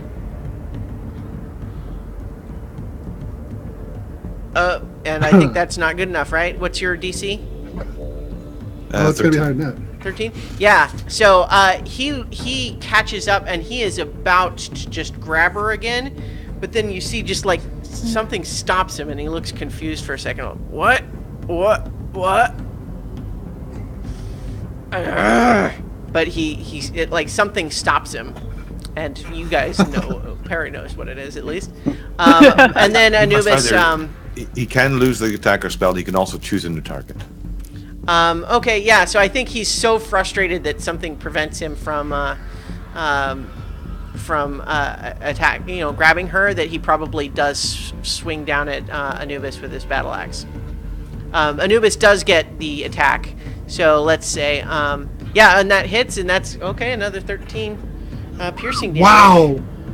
Nice. Nice. Those beast 44. companions, man.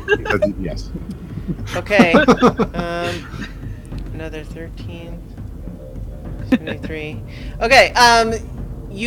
So and then he has to make a strength saving throw to avoid getting pulled prone again. Mm-hmm. What? Anubis, you rock! Man. Okay, so I think that he was so startled by not being able to grab Irina that he started to kind of, turn to Anubis like in frustration, only to find like Anubis already in midair, just like leaping on him and knocking him to the ground. Who's a good puppy? Yeah. Yeah. Connor, may I suggest that you catch him an entire deer for dinner tonight? I'll work on that. All right, so Ismark is racing by, and as he passes Izek laying on the ground, just says, "I hate your town."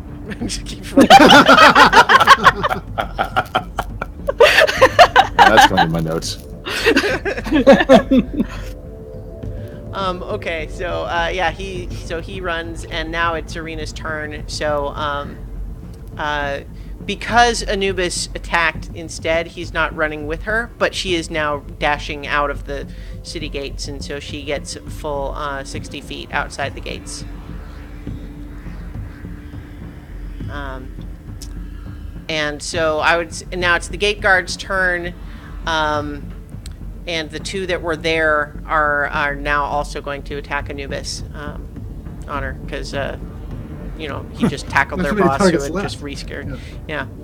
So they're both attacking 15 and I think 15 misses and 16 hits. Is that right? No, he's got 15 armor class. Okay, on so this they one. both do hit then. So that's 9 piercing damage from these two spears. Ooh. Alright. Okay, and then you guys see there are, like, the guards that had previously thrown their spears are retrieving them this turn, but as you look, there's at least 6 more guards, like, running up in pursuit. Okay, it's Anubis' turn. Okay. He can disengage too if you want him to.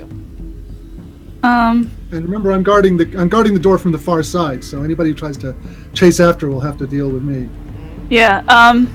He's gonna look at me, and I'm gonna motion him through the gates. All right. So he takes off as well. Jazrik, it's your turn. Are you staying where you are? No, I am backing away from the gates, Okay. holstering my spear, pulling out my bow, and ready to. I'm moving back, taking my move to move back, switching weapons. I don't know if that takes an action, but what I want to do is be ready to shoot anybody who comes through the gate, except for my friends. Okay. Specifically, I'm expecting that Izek is probably going to keep chasing us, and I want to shoot him as soon as he comes through the gate. All right. I don't know if the guards will, but I'm worried that Izek will. All right. So I'm just 30 feet back instead of way out there with the rest of Yeah. them. Okay, Honor. Running through the gate. Are you dashing? Yeah. Or disengaging. Well, no, I already disengaged, but the... Oh, Well, okay. you disengaged previously, but now it's your turn again. You got the 2 gate guards that are no longer intimidated. Mm-hmm. But you feel protected by the thunder. Mm-hmm. That's true. There's that sanctuary. I would say risk it. Okay. And am I the only one that's still on that side of the gate? I think so, yeah. Okay. Wait, so, no, Perry, I think only just got to the gate. Is that right? I can't remember, Perry. Did you get out the gate or not? The doors, I think. Just Okay. barely the doors. Yeah. All right. So I'm gonna disengage, run through the door, grab Perry, and just keep booking it. All right. Well, so I know the package. So I'll allow, since it's Perry's turn in just a second here, I'll allow if you're open to just moving through, we can go ahead and just kind of count your movement at the same time here. Sure. I can still do what I'm planning to do, I think. All right.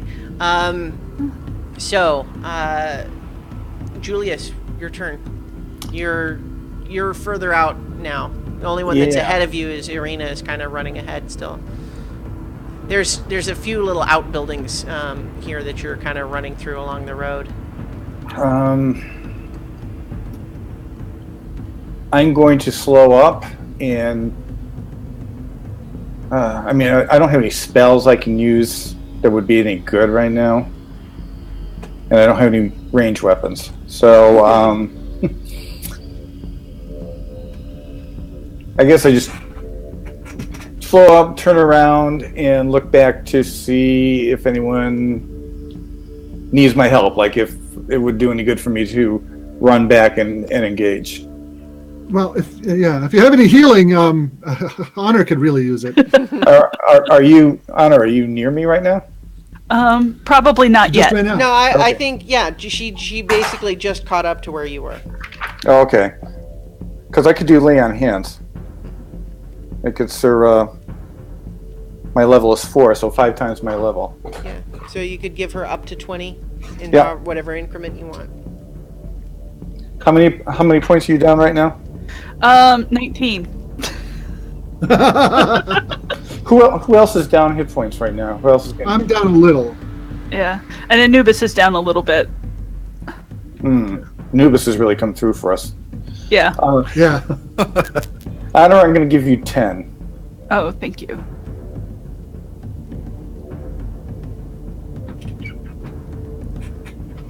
And I'll give Jasric and Anubis 5 each when I get the opportunity.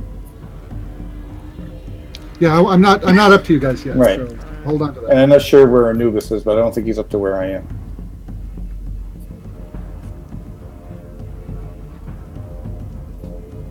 And you can only lay on hands once per round anyways. So. Yeah. Right. Okay, Oh, so that's you right. give, how much do you give Honor then? 10. 10, okay. Well, all right. wait a second. Actually, if I can only do this once per... Is it once per round or once per day? Once per round. Oh, okay. Okay. Yeah, so I'll give her 10, and then I'll save the other points for other rounds. Okay. Yeah. All right. So here's what we're gonna do. You guys have all made it outside the gates, and you're pursuing. You realize that the guards are not pursuing you past the gate. Izek does stagger. You have one last I thing? do have one last thing to do. Okay, It does hinge on 2 things, I suppose. sure. One, the gates. Would they count as an unlocked door by any chance? Yeah, sure. All right. From a small pocket, I fish out a tiny little ruby. I let it catch the light just ever so slightly, so that, from my perspective, a beam of light shines straight at the doors, and they slam shut with a thaumaturgy. Aha! That's good. Oh, I love that. That's fantastic. I will definitely allow that. Yeah. And I'm continuing to back up, bow out, and if Izek shows his face, I'm going to shoot him. Like, Okay. if he tries to make a monologue or shout some threat or something, I'm going to shoot him. Okay. All right. So, yeah, the gates slam shut with all of you on the outside, all of them still on the inside, and you see Izek like grab the gates and just roar, and he's like, this is almost just like this howl of frustration. It's just, Arena! He's got it bad. Does that earn an arrow, Jasric? He doesn't appear to be if I trying can to see- open the gate at the moment. If I can see him, Yes, That- you see him through the okay. gate. through... It's through just the a gate. barred gate. It's not like solid. Oh, it's not solid. It's not No. solid. No, that's yeah. No, he that doesn't No, I'm not going to shoot him. Okay. Before I get 30 feet away, I've got a little trick I'd like to play. Okay. Thaumaturgy is a wonderful spell when you know all the things you can do. And the other thing I'd like to do is make the sound of hungry, angry, wolves, giant wolves, as we've heard in the night, all around the edges of the gate. All right. That should keep them at bay. I'm not sure everybody else will understand what just happened. No? Is this the general messing with their head spell? Is it? Yes. All right, and when it's clear that Izek is not pursuing us, I'll put away the bow and run Okay. to where. Yeah, they are. with you guys clearly pulling away at this point, I think is howling in frustration, but does not seem to be pursuing. You are pulling away right now, and he is just screaming. And as you're kind of running, and I think you guys probably keep running until you're sort of out of sight of the gates. Oh, yeah. Are Oh, you yeah. staying on the road, or are you going into the woods? We're staying on the road. Okay. So you That'd be guys faster. keep running until basically you're a little ways away, and they don't seem to be still coming, and you probably got stitch in your side a little bit, and Irina kind of turns to all of you and just says, "When he pulled me aside before he grabbed me, he said he'd been dreaming of me." And So I did think you actually date him I before? know. I think we're gonna. That's our dramatic. This particular session. Cliffhanger. Yeah, Don't- yeah. Considering it's 1:15. Yeah. Oh my. All right. So that was Good exciting. job. Yeah, just a little. Yeah. Uh-huh. I didn't look good there. I wasn't sure we were going to make it out of there. I really wasn't sure Honor was going to make it out of there. So before we go, I want to bring in Mother Dragon's comments here. Great. In fighting against Izek, she said, "Oh no! If you shoot him, you'll only make him mad." And I said, "Anybody got any explosive candy?" And she said, "The hard part is inventing the candygram, and no one will ever give you credit for it." And at some point, she said, "Nice touch." I think it was the wolves. It might have been slamming the door. Thank you. Yeah, that was a nice little That was finisher good. there. Yes. I gotta get my cantrips in. I tell you, it was a pretty close thing. I think whether Izek was going to actually just keep running on through. I'll yeah. See, without the support of his soldiers, though, if his soldiers didn't follow him out, I think we could have taken him. Well, you also don't know what his deal is exactly. What he No. The man can conjure fire from his fingers. So. You know, we can all do that. It's more whether he's a I don't have victim. this spell. Yeah. I was all specced out. See, I chose my spells when we first woke up. I said, I'm praying. So I chose my spells at that point. At that point, we were still going to go back to the church. Mm-hmm. So all of my spells are about detecting lies and finding. So I'm like, yeah, this is a combat. Oh man, though, the zone of truth though was so great, just in the sense of that moment of he was going to try to give her a story that might convince her to come with him. That wasn't creepy, like, I've been having dreams every night of a girl that looks just like you, and now I'm obsessed with you. So probably suddenly finding himself saying that instead of what he had intended to say made him just say, "Oh, okay, yeah, grab." Pull a Tarzan at that point. No small talk. Yeah. I was In which it might have been that whatever he thought to say would not have convinced her, and she would have said, No, I need to go, and everything would have been resolved peacefully. Yeah, Your I zone know. of truth might have just fucked everything up. Yeah, I was thinking that the entire combat. It's like, oh, Lit shit, the this is my fuse. fault. Well, it kind of comes down to is like, what, Yeah. what other business you already paid for rooms in the inn, I know. and Yeah, you know, yeah. It's going to be a whole lot harder to investigate that church, but Yeah. but it's not like we haven't got plenty of other things to do. no. Yeah. All right, so good job, you guys. That was a fun session. There's some good stuff in there. Wow. All right, bye bye. All right, Thanks, everybody. Okay. Thank you. Bye-bye. Bye. Thanks a lot. Those of you watching live, thank you. And if you watch this later or listen to the audio, then thank you also for that. Signing off. Bye bye.